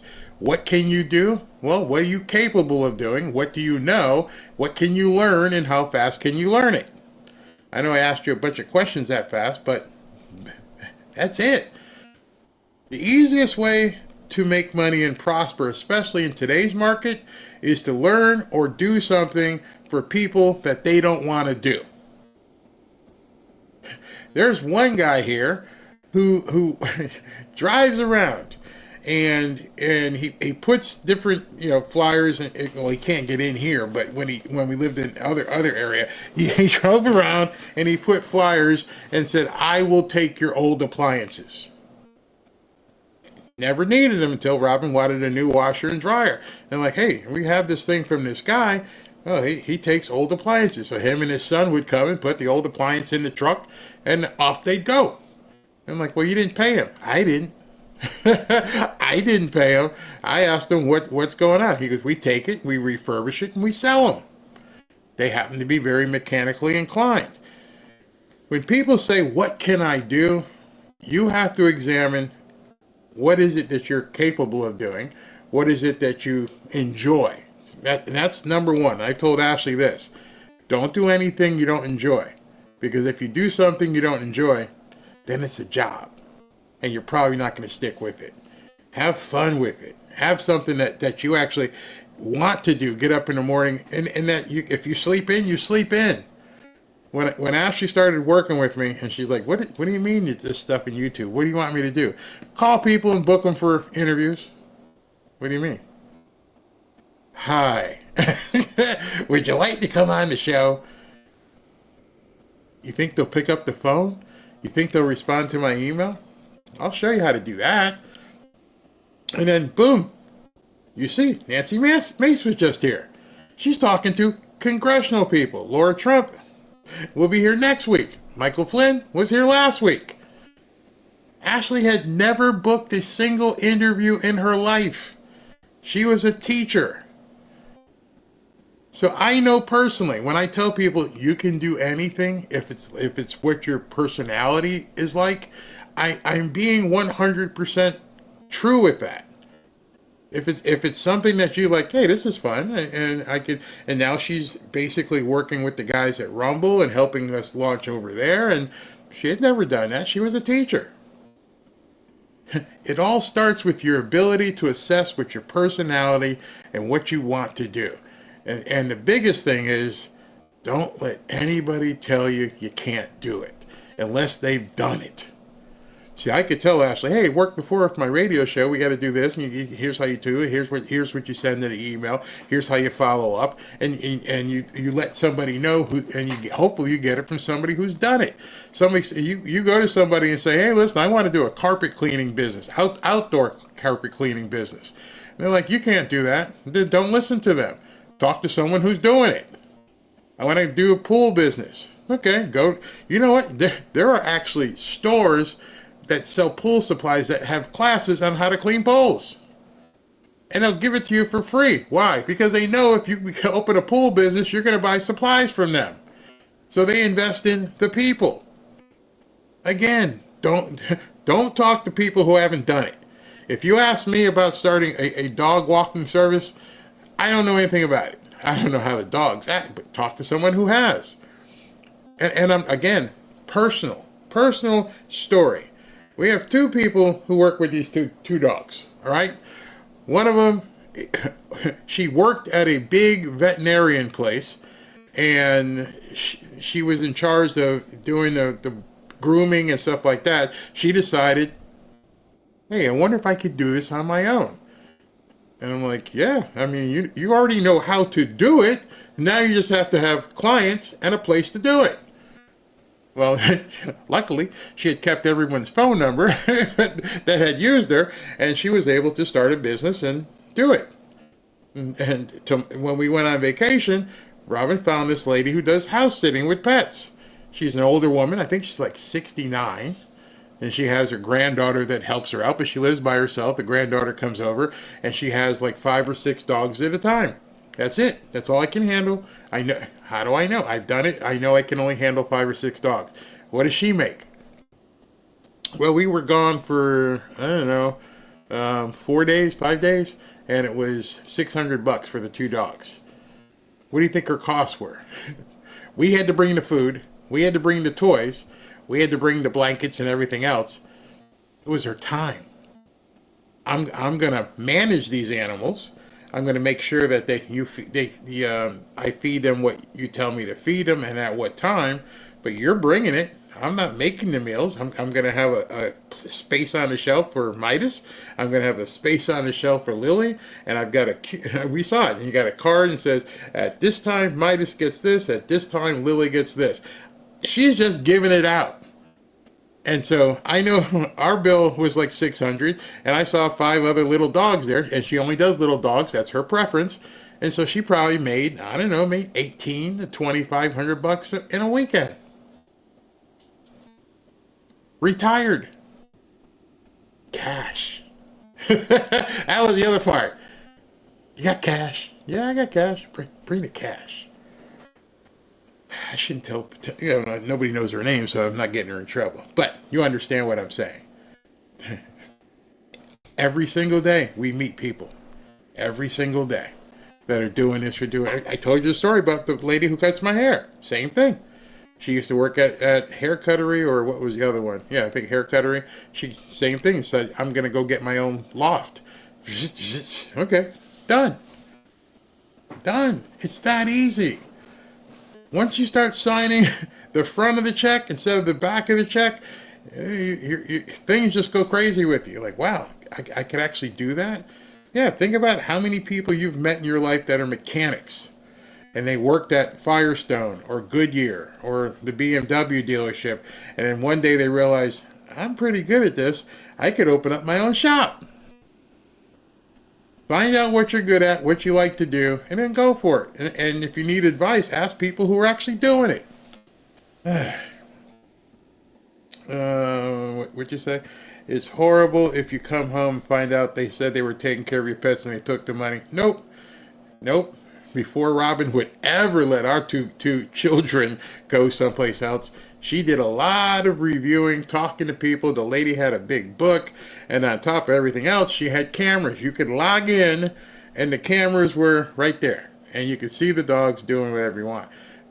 So, yeah, be careful. Let's see here.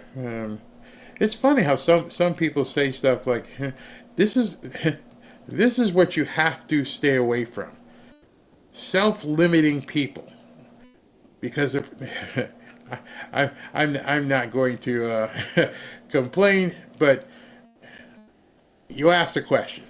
No job is too small that someone isn't willing to pay for it. Do some brainstorming. What would you like to do? It has value.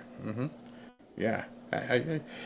It's America. It's the land of opportunity. And right now, there are so many people who will do something because other people either don't want to or don't have the time.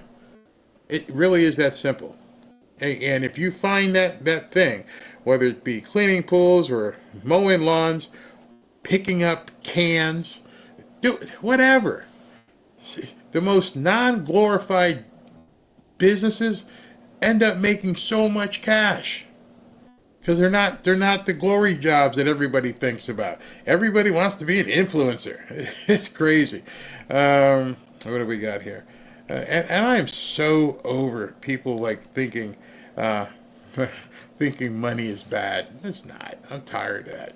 I go to what most of you would probably consider a mega church, and it's absolutely awesome. Yeah. Oh man, we got some trolls up in here, don't we? Oh God. The experience isn't the issue. It's licensing, permits, bonds. That would be dependent upon where you are. I don't know, maybe because we're in the free state of Florida, people do some stuff down here. It's crazy.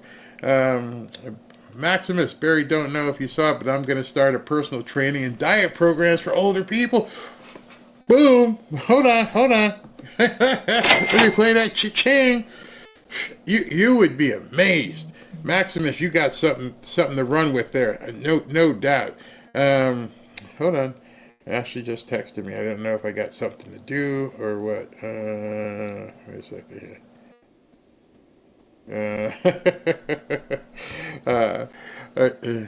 I happen to break out into a smile because she's talking about clicking in another interview. So I don't even know who it is. She won't tell me, so I'll have to see.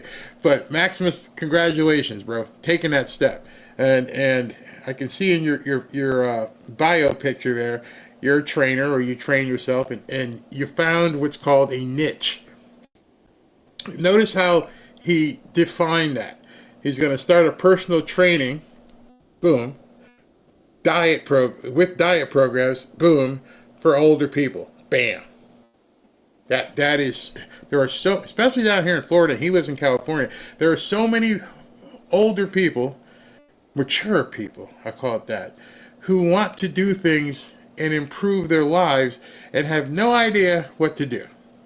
And obviously, personal training is very lucrative if you can get the clientele, and the only thing that you're really expending is your time. You may have some bands or something, or eventually you may have to rent a facility, but I had a friend of mine who started his personal training business on the beach. He would have beach workouts every morning at like 6 a.m. and people would pay him to just work out with him. Crazy, absolutely crazy. Your mind is going to take you places that you haven't been.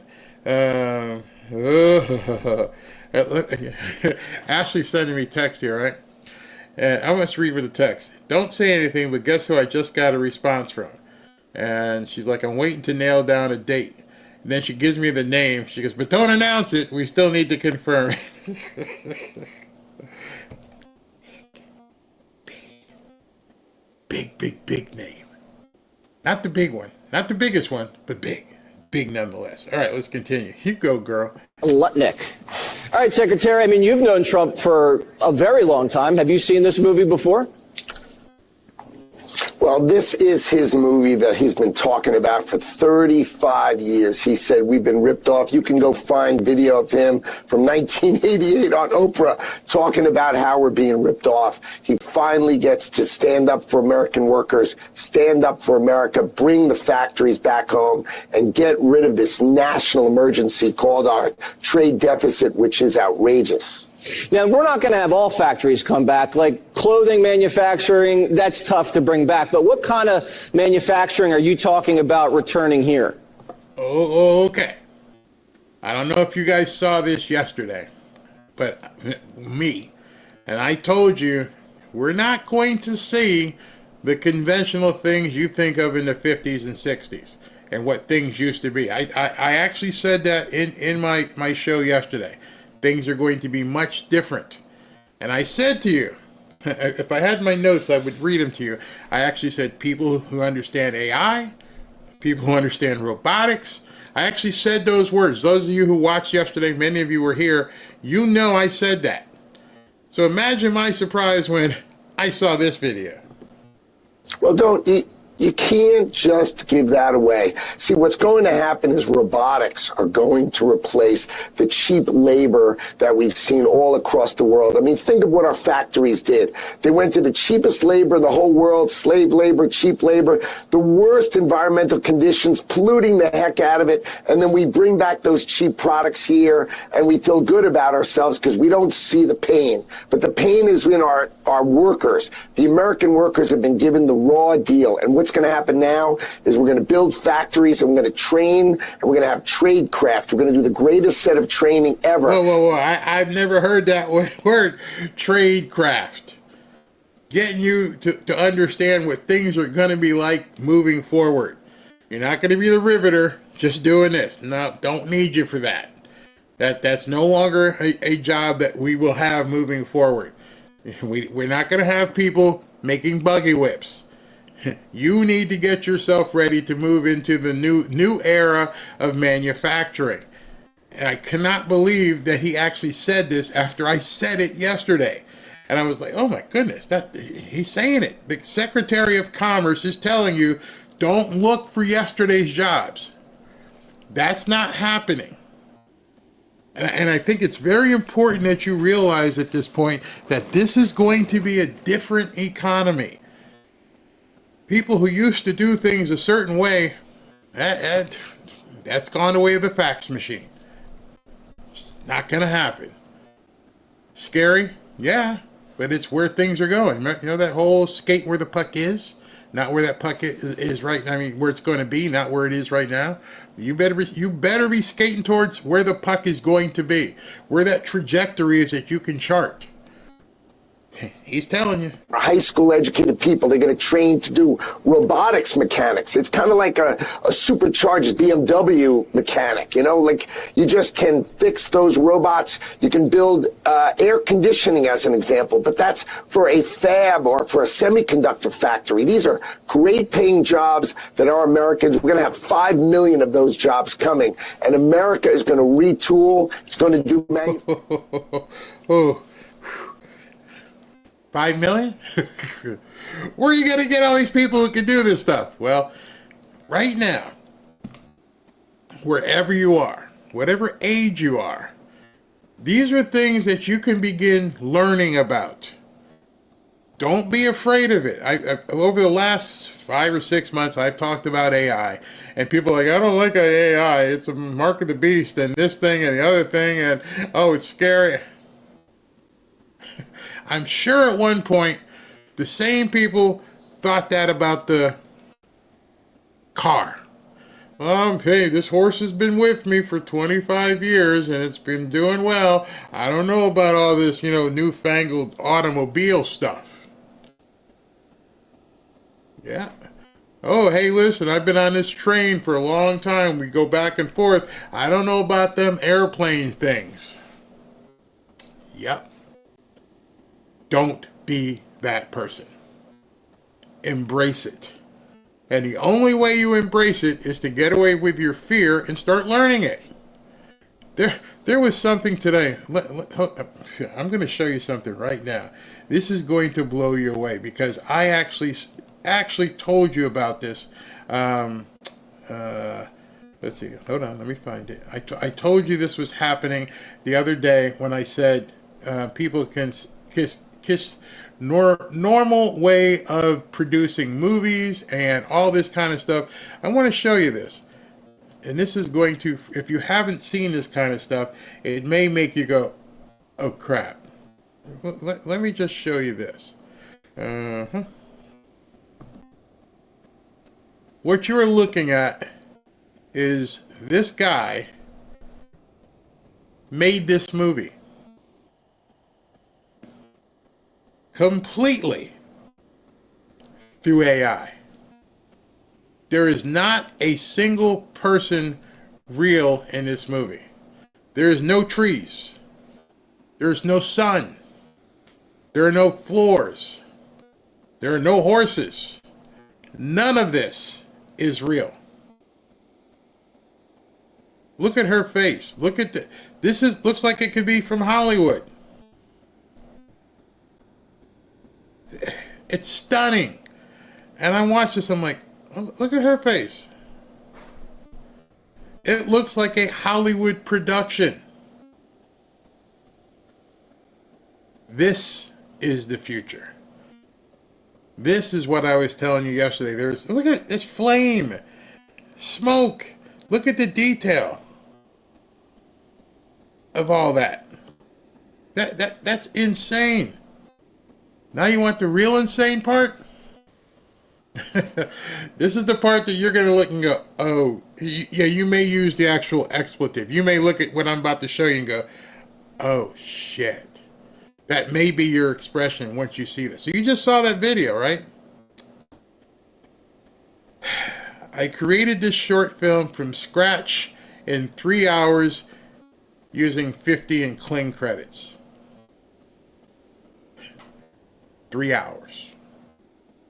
And he just started using the program. He's not even good. Well, obviously he's good, but he just started using that program. The program he used is a program called Midjourney version 7. The reason why it's version 7 because it's 7 incarnations into it, and I used the early Midjourney, and I was like, oh, this is kind of crumbly and lumpy, and then now they're at version 7 because the AI continues to learn. You see, when you first, I haven't seen don't know if he did one from the beginning back in Midjourney 1, but Midjourney 1, look at the detail here. You've got sun coming through the shadows.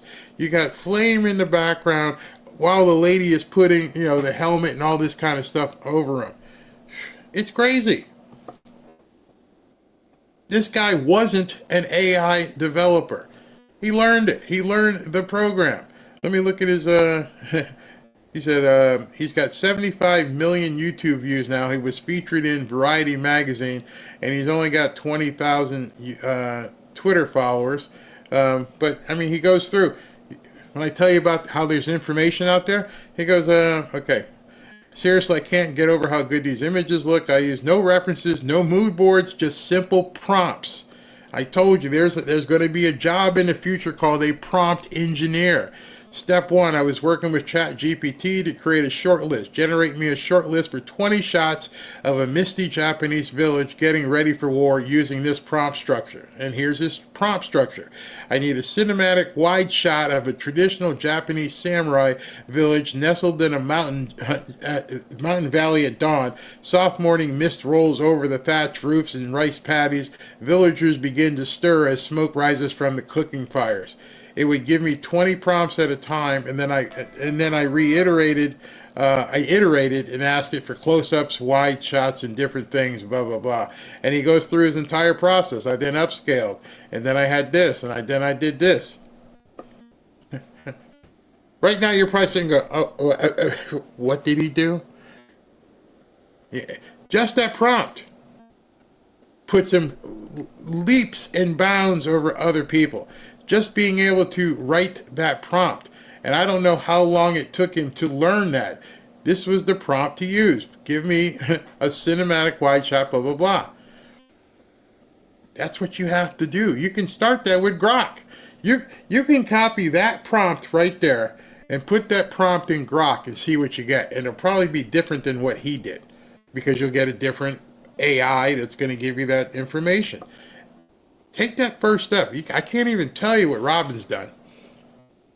Robin has jumped into AI. From the first thing, she felt like I don't really know about AI if I want. AI is for what you want to use it for. You didn't say, AI, give me the recipe for making a smart bomb. You're like, I want to do movies. I want to have recipes. Hey, what flavors? Just let your mind go.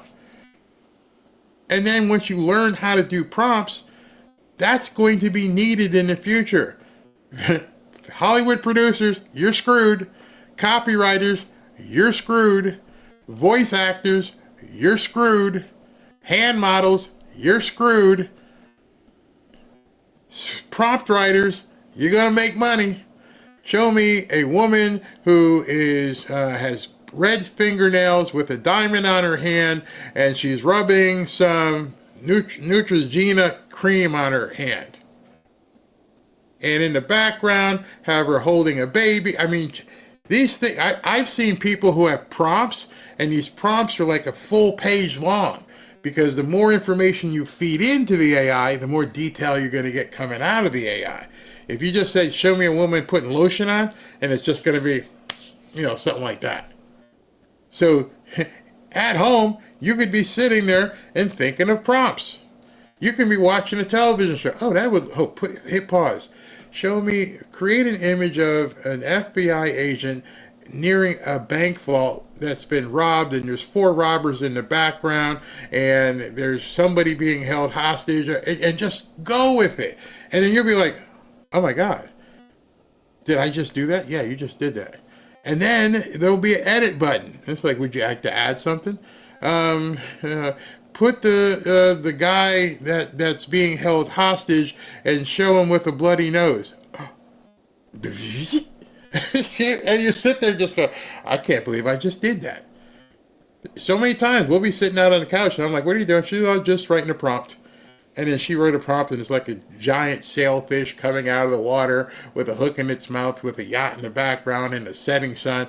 And I'm like, don't let your mind get into the insanity of people on the left who say you can't do something. It's that crazy. That was a great question. Barbara, if I missed your super chats last night, I apologize. Thank you very much. Just think what you could do with, somebody says, Barry already said his church is using AI for services on Sunday. Yep. Mm-hmm. Yeah, they are. I watched it. Here's the thing. AI, as you just saw, and let me just prove this to you. AI, as you just saw, made this movie that I just showed you. How would you know if your church, your business, one of your competitors isn't using AI to do this? What if I'm in a church and on Easter Sunday, I wanted to show a video of Christ on the cross with people crying, or on Easter, the tomb being empty? Normally you would need a video editor. AI, can you make this for me? Oh, and by the way, on the sound bed, could you put Billy Graham preaching about Easter with the music of George Beverly Shea singing? Oh yeah. just think about that. So, big screen of Jesus on the cross, and please put a thorn on his head, and a cut in his ribs, and some Roman soldiers, and on a mountain.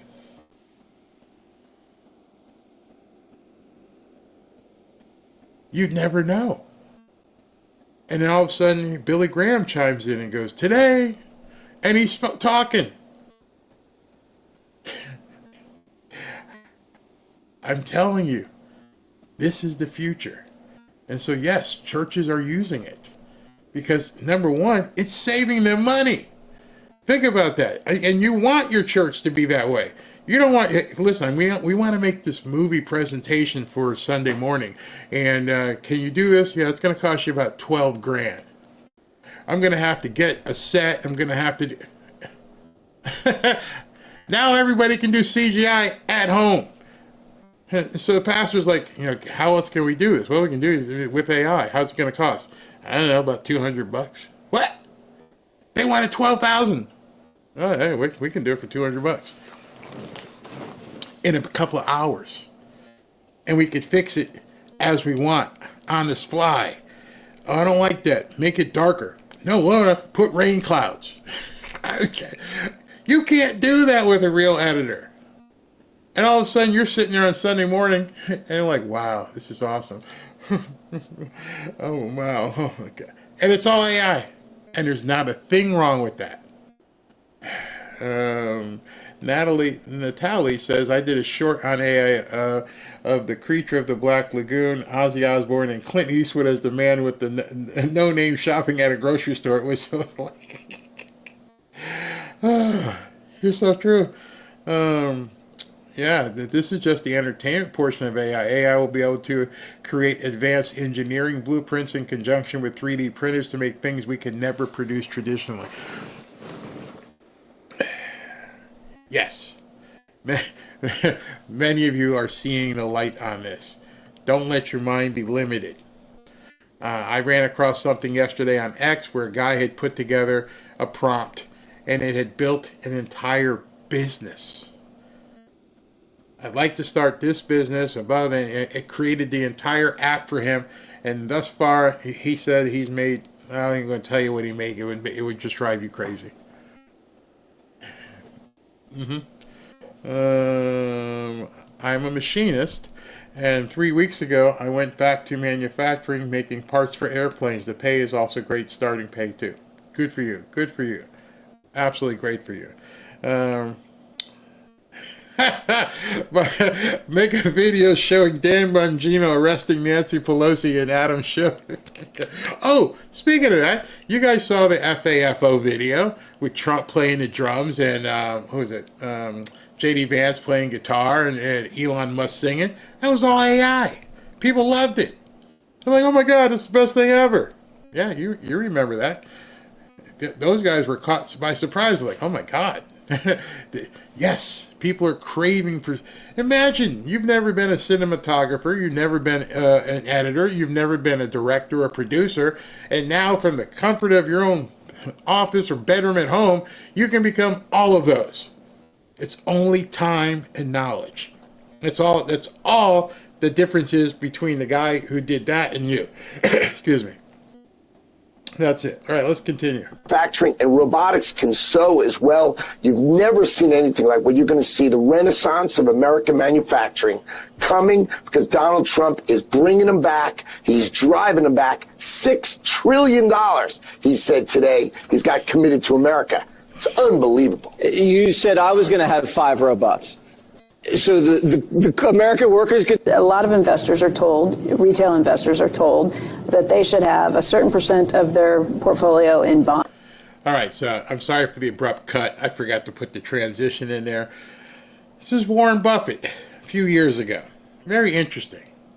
Given what's happening today, this is very, very interesting. I want you to listen to this. Bonds. Maybe they're told 60-40, maybe they're told 70-30 stocks to bonds. That's something that you should do, and that's the safe way of doing it. What are they missing? Some people should not own stocks at all because they just get too upset with price fluctuations. If you're going to do dumb things because your stock goes down, you shouldn't own a stock at all. No, I mean, what are dumb things? Selling a stock? Yeah, selling a stock because it goes down. I mean, if you buy your house at $20,000 and somebody comes along next day and says, I'll pay you 15, you don't sell it because the quote's 15. You look at the house or whatever it may be. But some people are not actually emotionally or psychologically fit to own stocks. But I think more of them would be if you get educated on what you're really buying, which is part of a business. And the longer you hold stocks, the less risky they become. Whereas the longer the maturity of a bond, the more risky it becomes. I'm not going to argue against Warren Buffett. Some people are just not emotionally stable enough to own stock. That's why you're seeing people freak out right now. Because they bought the numbers. You see, that's the other part. They bought the numbers, they didn't buy the business. All these stocks that you see represent shares of a business. So did you investigate what the business was and how strong the business was? And does it have enough legs to withstand certain things? Or did you buy it because it just dipped and you thought you could make a profit? You see, if you don't do the research, what's going to happen? You know, unless you're in Congress and you can just do some insider trading. But right now the people are screaming. Wouldn't pay any attention to them. I would want to know which one of these businesses, given where things are headed in the future, are going to be here with me. Just saying. I had a couple of things I wanted to show you from people like us. This is from Mike Cernovich. President Macron wants European companies to end all American investments. Okay, do it. The masks are off. These countries were never our allies. They are freeloaders. America is truly alone. We don't have allies. It's time to start acting like what we are. We are Alexander. We are conquerors. Yes, we have been subsidizing all these countries for decades. And they're acting tough, but they're going to come crawling back. They don't have any choice. They're not that kind. You ain't France? I don't want to insult the France, but damn, we saw what happened to you. This one here probably describes a lot of you. No one in my family who voted for Trump owns any stocks. For all the rich Democrats panicking, you now know how it must have felt. When Jimmy Carter destroyed 400,000 trucking jobs. When Bill Clinton signed NAFTA shipping jobs to Mexico and Canada, causing the industry to board up in the middle of the country left to rot. When he deregulated the finance industry and led us to the 2008 housing crisis. And when Obama told us, sorry, some jobs just aren't coming back. If you see this post today, I hope you look in the mirror at some point today and recognize the destruction your own party has played in the lives of working class Americans. This is what Liberation Day is all about. No one is going to weep for your stock portfolio. Where were you when we lost the American dream? Well said. Nobody even cried when people had to lose their jobs because they didn't take a certain kind of job. They didn't care. You lost. Some people lost people, relatives. They didn't care. Didn't care at all. And now you're crying because, you don't like what Trump's doing with tariffs. Okay. Excuse me. If the USA applying tariffs, and this is great for me, I love this. If the USA applying tariffs will wreck the global economy, even though everyone else does it to us, then maybe the USA is the most important country in the world, and you should do what we say, or we will apply tariffs. Boom.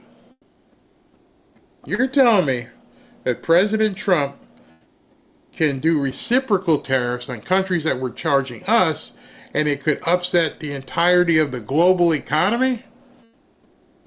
That tells me I want to be in that position. I want to be someone so important. I want to be so powerful. I want this country to be so needed by the rest of the world that you come to us. What do you need? And what are we going to get for it? We're not the Salvation Army. We've been doling out money all over the world without your knowledge. And now people are complaining because we're done. We're not doing this anymore. And you have the nerve, the unadulterated nerve to get pissed at us. You can go pound sand.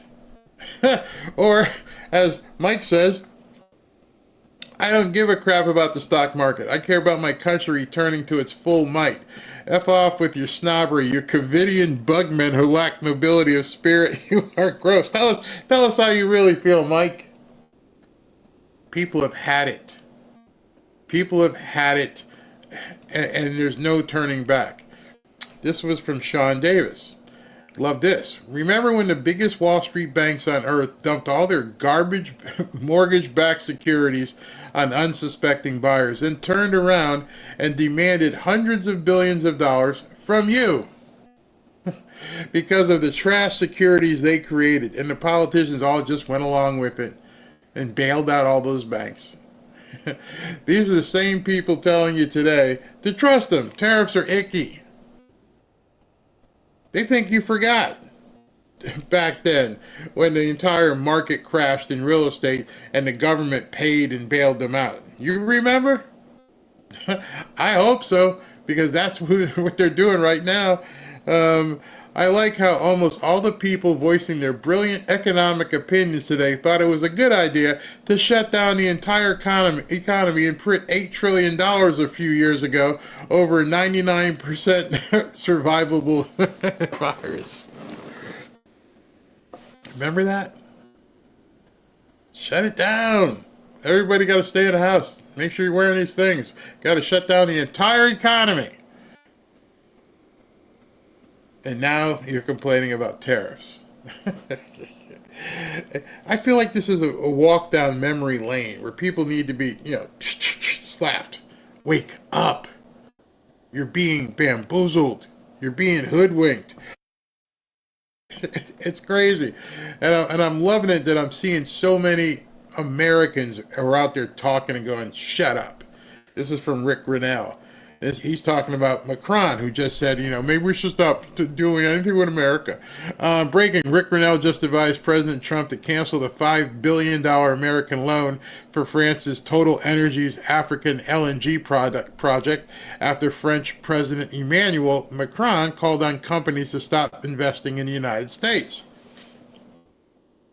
He'll be crawling soon. Oh, you talking big game on Twitter? How about this? You ain't getting $5 billion. Be gone. Be gone. You don't want to talk to us? You're asking other people not to invest in America? Have them give you $5 billion. Oh, by the way, Marie Le Pen is going to win. She got a reprieve on that crazy sentencing, and it's been postponed till after the election, which she can now run, which means if she wins, she can just dissolve it. And she's leading.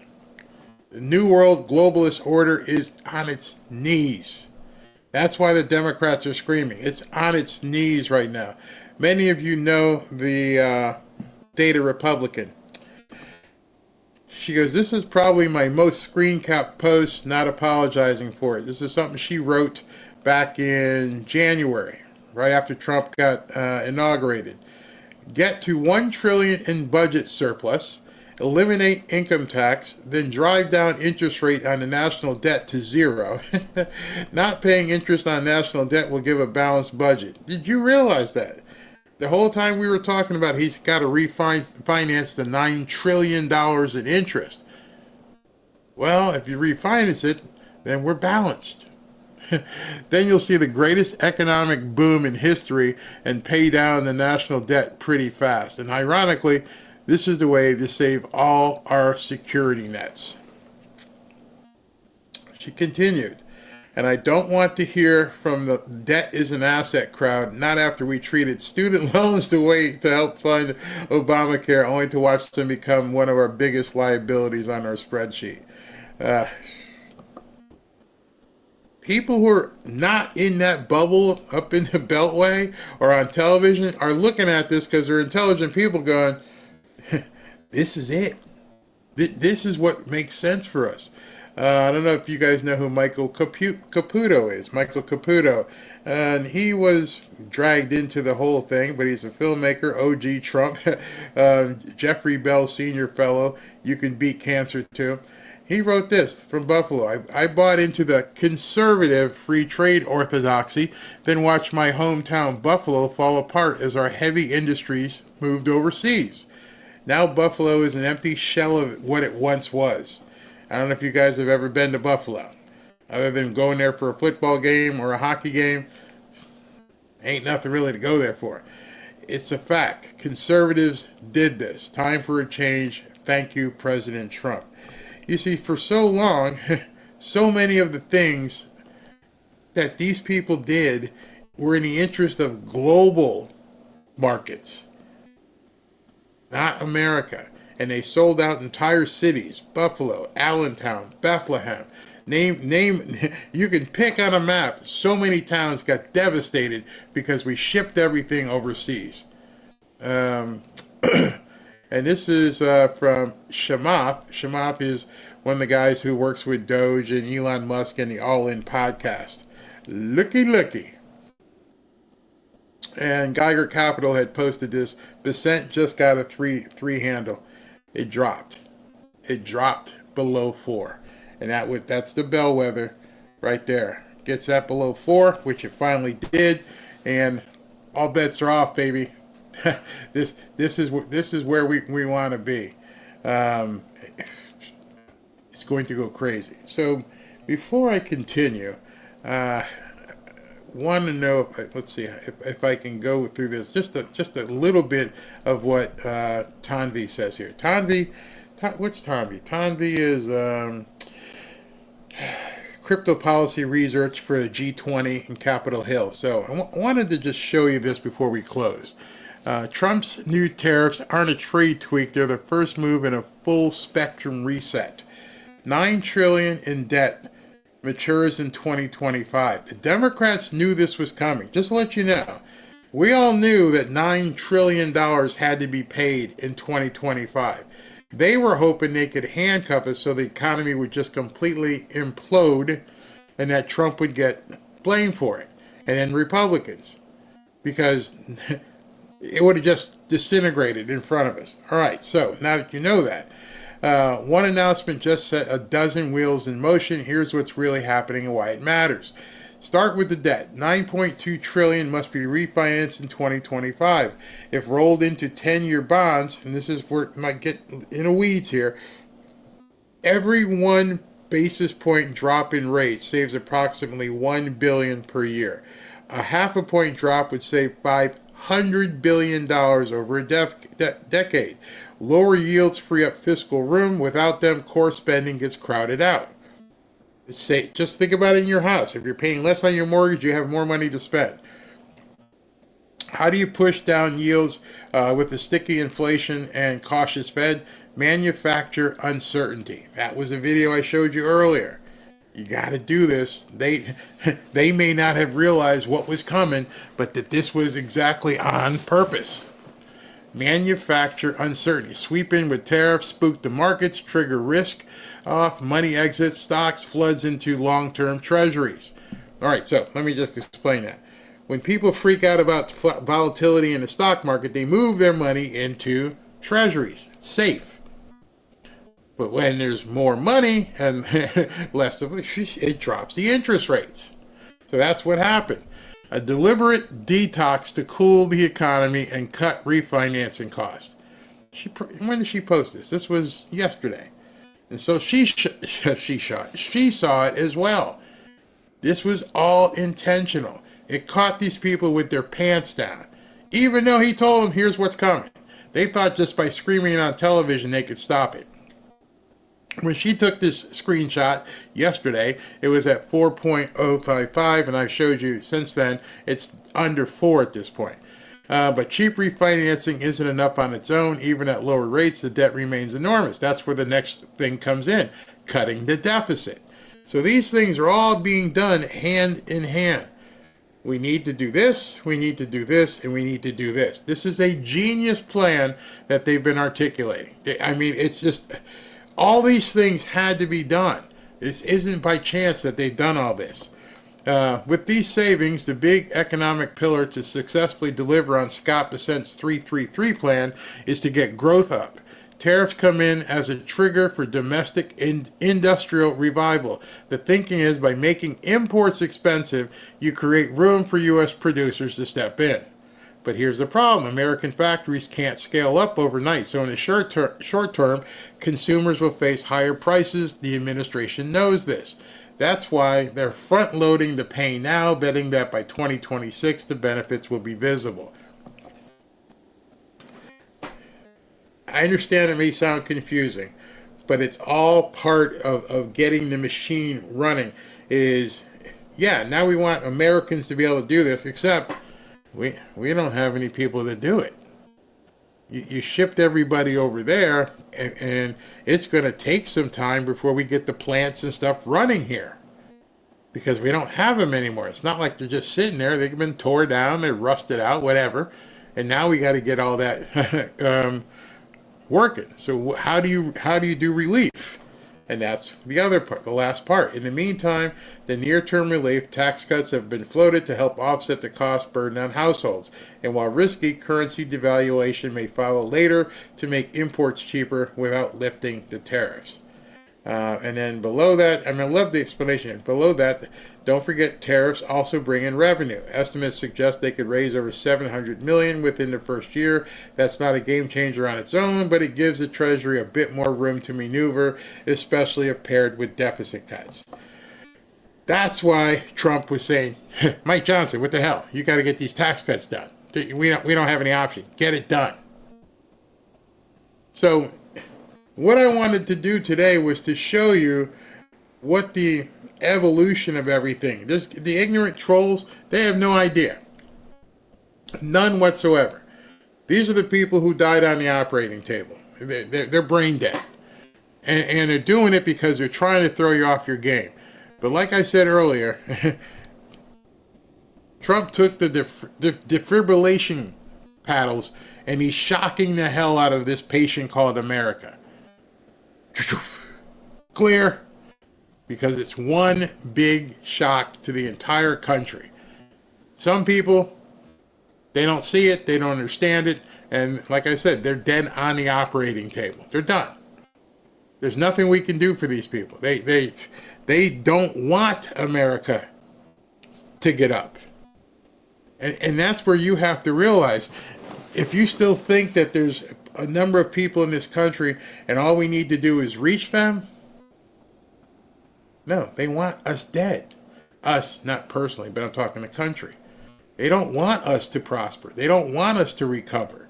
They've done everything possible to make sure we don't recover. And so, yeah, they're going to scream bloody murder when they see another doctor come in and go, I can fix this. Let's go ahead and fix this. I have an idea on how we can make this thing whole again. They don't want that. And how do you know they don't want it? Because they haven't done a thing about it in decades. They don't even talk about it. When's the last time the media even brought up, hey, listen, $36 trillion is unsustainable. We're heading off a cliff. Nope, they don't talk about it. Never talk about it. That's how you know they're full of it. That's how you know they don't care. Because if they wanted to, they would have already done it. You would think that every single Democrat at this point would be saying, this is a great idea. Let's see, we're actually going to try something. Because, as I said earlier, if you don't do anything, you're going to die anyway. What's the worst that can happen with what Trump's doing? What's the very worst thing that could happen if everything he's trying doesn't work? Still going to die. It sounds harsh, but I just want you to, pull up the debt clock one day and just stare at it. And think to yourself, how are you going to get out of this? Just think about your own life. If you owe so much money in debt, you're going to file bankruptcy? What are you going to do? We're dying. We're sitting at an operating table. Trump decided to try a novel procedure because he looked at it and said, we got to do something. We just can't watch what's about to happen. The Democrats collectively, like the guy who was trolling earlier, that's insane. So what's your answer? What exactly is your answer? And you can ask any liberal this. If you don't like what Trump is doing, if you think he's crazy, if you think he's insane, if you think it's a terrible idea, what's yours? Because a dying patient will tell a doctor, do whatever you need to do. Please help me. And Democrats don't care. I haven't seen them come up with anything on how to solve this. None. Cory Booker sit there and spoke for 24 hours and didn't say anything about fixing this. They don't even acknowledge that it's a problem. So, of course, their people don't acknowledge it because they're ignorant. They have no idea. This man, yes, this man is straight up a gift from God. Trump is going to live forever. When you step back and look and put it in those, Jasmine Crockett, what's your idea to fix this? I don't want to hear about races and constant. That doesn't matter. Doesn't matter. Voting idea. That doesn't matter. How are you going to fix this financial situation? They don't even want to talk about it. The top 10 richest people saw $74 billion vanish on paper after Trump's tariffs. So you know what? Did they keep the paper? See, they didn't put that part in, did they? Wherever you got that quote, they didn't put that part in. The top 10 richest people saw $74 billion vanish on paper after Trump's tariffs. Okay, where's the paper? You understand the question I'm asking you? The question I'm asking you, did they hold or did they bail?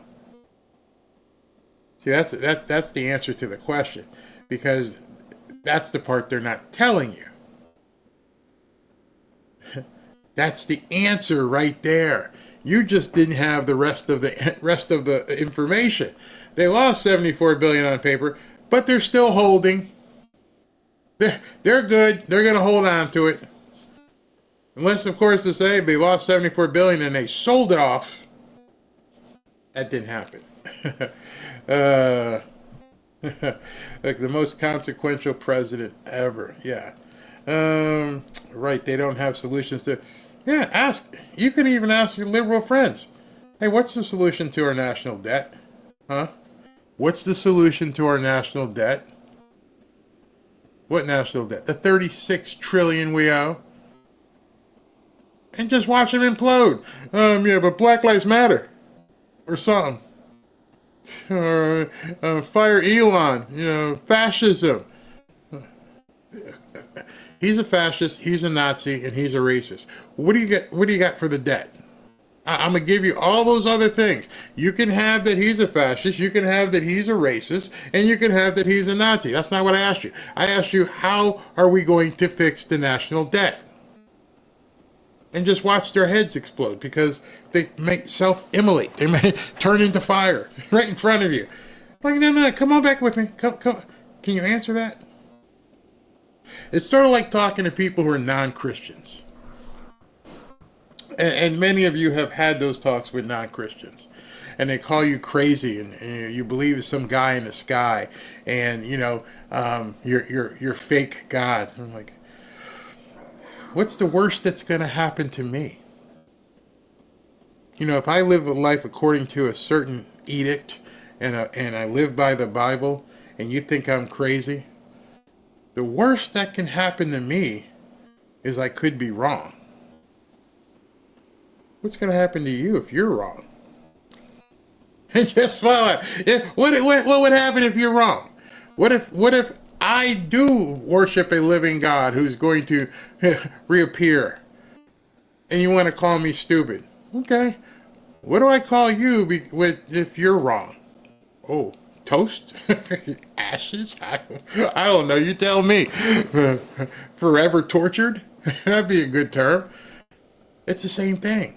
If you don't have an answer and figure out how we can do with this debt, then you're probably someone who thinks, we're crazy because we worship a ghost in the sky. Barry, this was a powerful episode today. Oh, thank you very much. So, no evening show tonight. Robin and I are going out to dinner, but I will do Saturday and Sunday. Yvonne, that's what I said yesterday. Who do we owe? I haven't seen any notes. Nope, never seen it.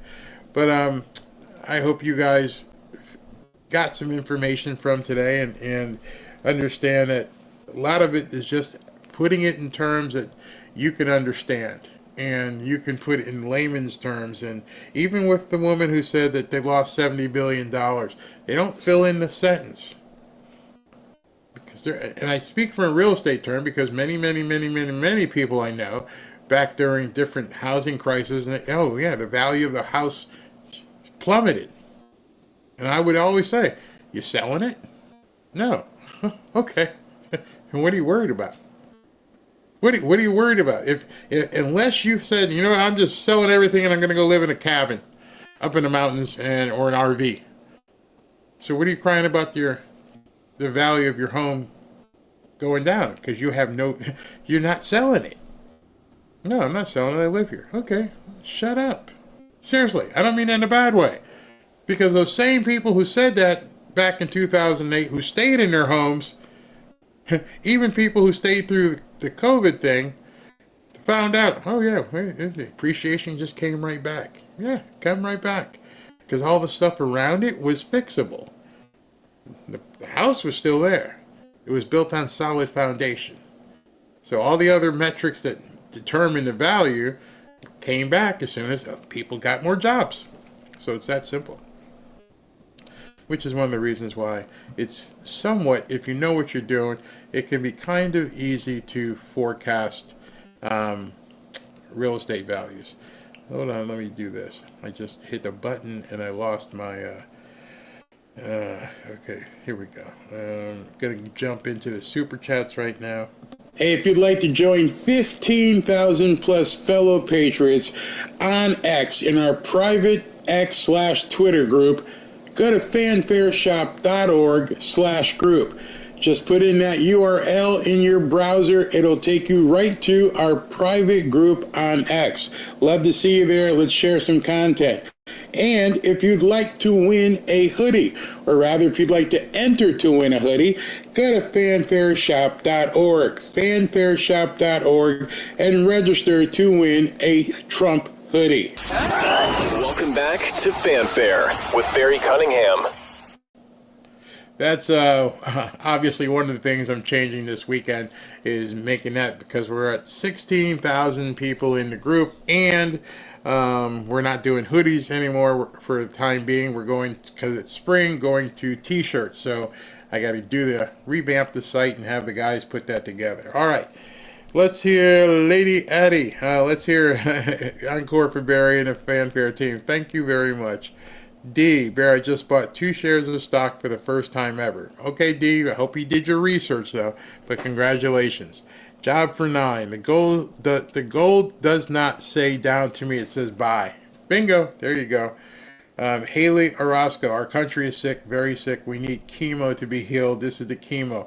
It's going to hurt for a time, but the alternative is the end of us. Yeah, that's what I was trying to say. There's no alternative. We're done. Vincent Lemoine. Hey, Barry, I've been watching your show and feel you tell a lot of truth. 2 bullet points. I wish you could hit on that. You had a previous shows. 1, reevaluating gold and the Fort Knox stuff. 2, the H.R. 25 Fairfax Act. Okay, I will look. Where's my pad? Where's my... Oh, did I put it down here? Yeah, here it is. See, I take notes when people say stuff. I take the notes. The H.R. 25 Fairfax Act. Hold on. H.R. 25 Fairfax. Thank you. I will look into that for sure. I am Planet Hermit. I pledge to always buy American first or thrift shop. I'll keep my money at home. Bingo. Tracy Day. Barry, I bought some stocks a couple years ago and left them alone. I'm up 234%. I don't know. Could be a record. That's pretty good. That's hella good. That's like, yeah. Job for 9. Asia gold demand rises in China as trade war jitters drive safe haven gold purchases. Peter Barling. Barry, what's your view on Trevor Milton pardon?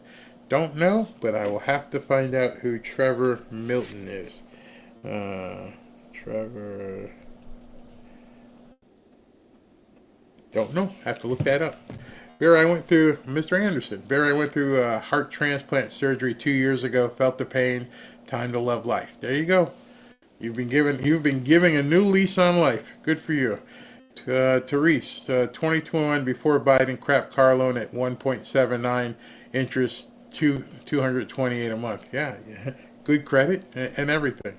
Vincent Lemoine, Trump playing Boo-Ray with Powell. Yeah, if you've been noticing, he's out there saying stuff to Powell, and Powell's complaining because they all realize right now it's pissing them off, but their hands were exposed. You got played, and now, wow, what do we do? Exactly. Patriots pants. Yeah, checkmate. Christina Mozart, lifelong Democrat here, grew in a very liberal home. We had no religion. A friend told me about you after watching, buying a Bible this evening, and changing my affiliation to Republican on Monday. Oh, hold on.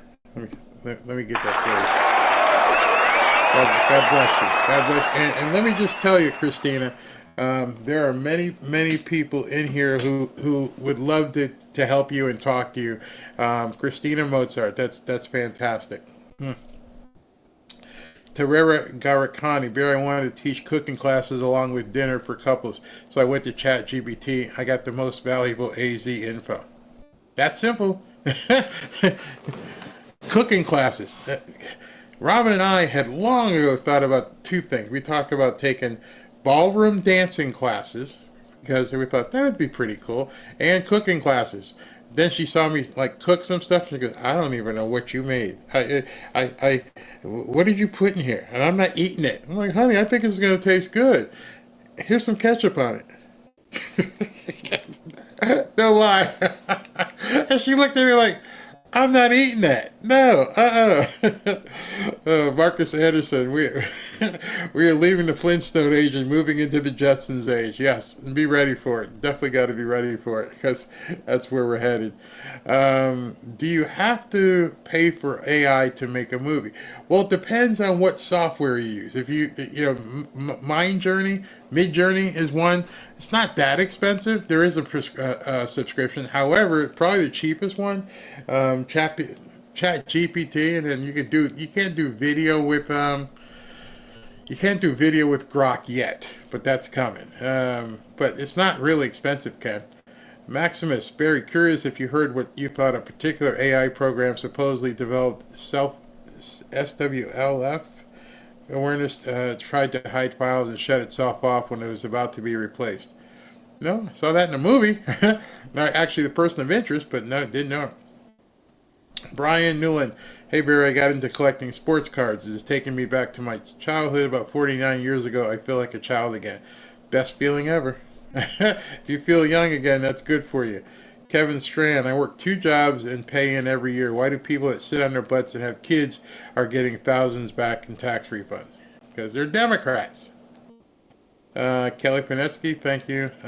Danny Robinson, do you think AI would replace touring studio musicians in the industry? What's the name of that program? Hold on, I'm going to show you something. Johnny Parker, great show, Barry. You should have been a comedian. Oh, thank you. Danny, will it replace touring people? It already is. There's people out there doing hologram concerts. There are people, even like Taylor Swift out there, who aren't really singing anymore. She's dancing and the music's playing and she's lip syncing. But actually, you're talking about... I don't even know if I should show you this. Let me see if I can dig it up. I was on this site the other day, and a guy told me about it. Let me see if I can find it. Yeah, all right. So, let me show you something.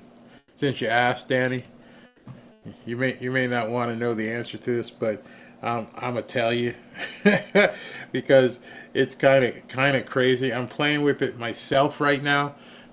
That didn't sound too good, but anyway, I'm playing with it myself right now because it's so cool. So I'm gonna let you guys in on a little secret here. It's gonna freak you out. All right. So, name of this site is called Mureka.ai. Mureka.ai. And I don't know if I can't play it through here, but you can take a song. Hold on. Let me close that. All right. So you could come in here and look at, I don't know if you can see on your screen, but you got reference, vocal, description, melody ideas. Enter the song title and click write about it. Here you can create songs inspired by a reference track. So these are songs that you may already know, and these songs have been recreated by AI by a different voice completely. Full instrumentation. It's insane as I've been playing around. Look, you can upload audio, so you could take Leonard Skinner and upload Freebird and say, instead of calling it Freebird, you call it the Simple Skies or something. And it will completely redo the song, and you can like move the notes, all kinds of crazy stuff. Or you can just upload a YouTube link and do it that way. Or you can write something. Watch this. Enter the song title. Let's see here. America is great. That's all I'm going to put in, right? Watch what happens. And it's going to give me lyrics to a song. Boom. Right there. If you can see it. In the heart of the land where dreams take flight. And you can just look at that. Chorus and everything. And then you can say add the vocals. So if I want to add vocals to that song, you can pick someone's voice. You know, you'd have to listen to it. You can click Darren, and you can use his voice. And now I have a song with those lyrics. Right there. Crazy? So your question that you asked me was, will it replace musicians? Yeah. Yes. It will. It will. I just created a song, literally in 3 minutes while I was talking to you. And then from there I can go and listen to this song and say, add more bass. Right there, do a guitar solo. Crazy stuff. Crazy stuff. I've been having a great time with it. I have been freaking out. Well, Max, I'm sorry about the spelling. Yes, I saw this yesterday on someone's podcast, but can't remember. Yeah. Have fun with it. Get out there and play. Let's see here. Tobin Barrett would love to meet Barry and Tobin. I have a lot to learn. Never prayed before. Can anyone suggest a good Bible? Well, I can. We'll send you one. We'll send you a Bible. Just go ahead and email, or one of the mods can reach out to Christina, and we'll send you a Bible. In fact, just to let you know, hold on. We just got a new shipment in. Here they are, right there. And we're sending these out to everybody over the weekend. It took a while for them to come in, but it's a very nice Bible in here, right there. And they're beautiful. So if you want one, just go ahead, and there's Holy Bible right there. We got a whole box of them here. We'd love to send you one. What's this? Supreme Court just sided with Trump. Ooh. Let me see if I can find that. Supreme Court, SCOTUS. Let's look at that before we get out of here. Maybe it's all over the place. Here we go. I knew George would have it, so I went there fast. All right, so Supreme Court already. Thank you, Delilah, for that information. Let me break it to you guys. Breaking. The Supreme Court just sided with President Trump to allow him to continue halting teacher grants that were being used for DEI programs. The crooked lower court judge ordered the immediate reinstatement. I am pleasantly surprised that SCOTUS got this one right. And if you notice the number 6-3, that was done on party lines. So the liberal nuts want us to keep paying for DEI, and you can bet that's pretty much gonna go ahead and sink their boat right there. They're done. They're done. It's gonna keep happening at this point. So we're gonna have to go ahead and take the clap on that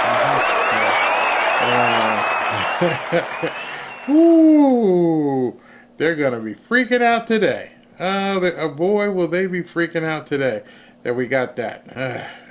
Wow. Love it. All right, everybody. Another big one here. What's this?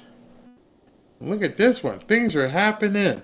North Carolina Court of Appeals has determined that 65,000 ballots may have been illegally counted in the 2024 election.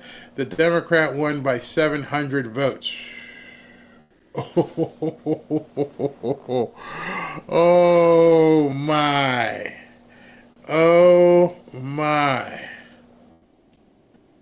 Wow. Wisconsin ain't over. I'm telling you that right now. Wisconsin is not over. Things are going to start happening.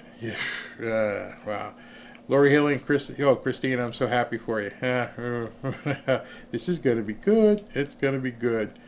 All right, everybody. Thank you for the super chats. What's this? They probably sold their copyright to their music. No.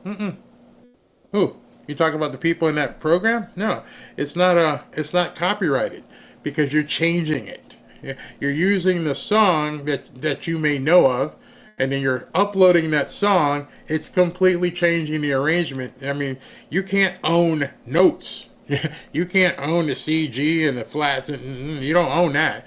You own the song that you wrote. So it completely recomposes it. So it's completely legal. All right, everybody. I want you guys to have a good night. But before you go, I want to let you know this. We're going to win so much, you may even get tired of winning. And you'll say, please, please, it's too much winning. We can't take it anymore. Mr. President, it's too much. And I'll say, no, it isn't. We have to keep winning. We have to win more. We're going to win more. All right. So, yeah, I think we're going to see Wisconsin up for grabs. So I hope you guys liked it today. Hope you guys got some stuff that you can think about, ponder, do some research on. That's always really important to me. I know a lot of people talk on videos, and we've gone for 3 hours today. And I like to give people who watch our show just stuff to think about and then stuff to take action on. And we went through a whole bunch of stuff today. And I just hope you guys can do that. Start taking action on things. Don't take it the way the Democrats want. There's so much opportunity, positivity. Everything looks great. Everything looks great. Just hang on. We're gonna get through all this, and we'll talk to you guys tomorrow.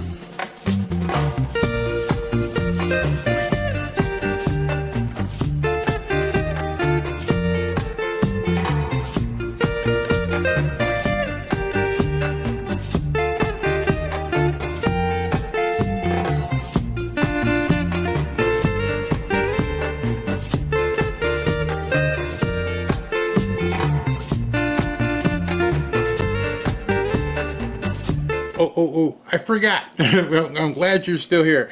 I had to break back in before I left because I had an obligation and I didn't finish it yet. And it's kind of cool. I'm sorry, didn't mean to break up the after party. I got something you want to take a look at. Folks, this Trump bobblehead is ticking the liberals off, and it's hilarious. They gave me this thing here, again from Patriot Addict. Here's a Trump bobblehead. It's so cool. You know, with he's like this. But this is a Trump bobblehead. If you guys want one, Patriot Addict is giving these away free as well. Just cover a small shipping fee, no subscription, no BS. It's a bold, detailed, and yes, his head actually bobbles with that Trump swagger. And it does. They've been sold out for months, back ordered like crazy, but they're finally back and flying fast. My viewers, they're doing this just for us. You get the first dibs on the new ones before they're open to the public. So don't wait. Go ahead and scan the QR code right over here. Yep, right over there. Scan that QR code. Or hit the link in the chat to grab yours before they're gone. Go ahead, and it's normally $75 for this buddy. But you can get them for free, just for shipping. And shipping won't be too expensive because he's very light, but it's good. He sits on my shelf back there. All right, so we're going to go back to finishing off the after party. Sorry about that.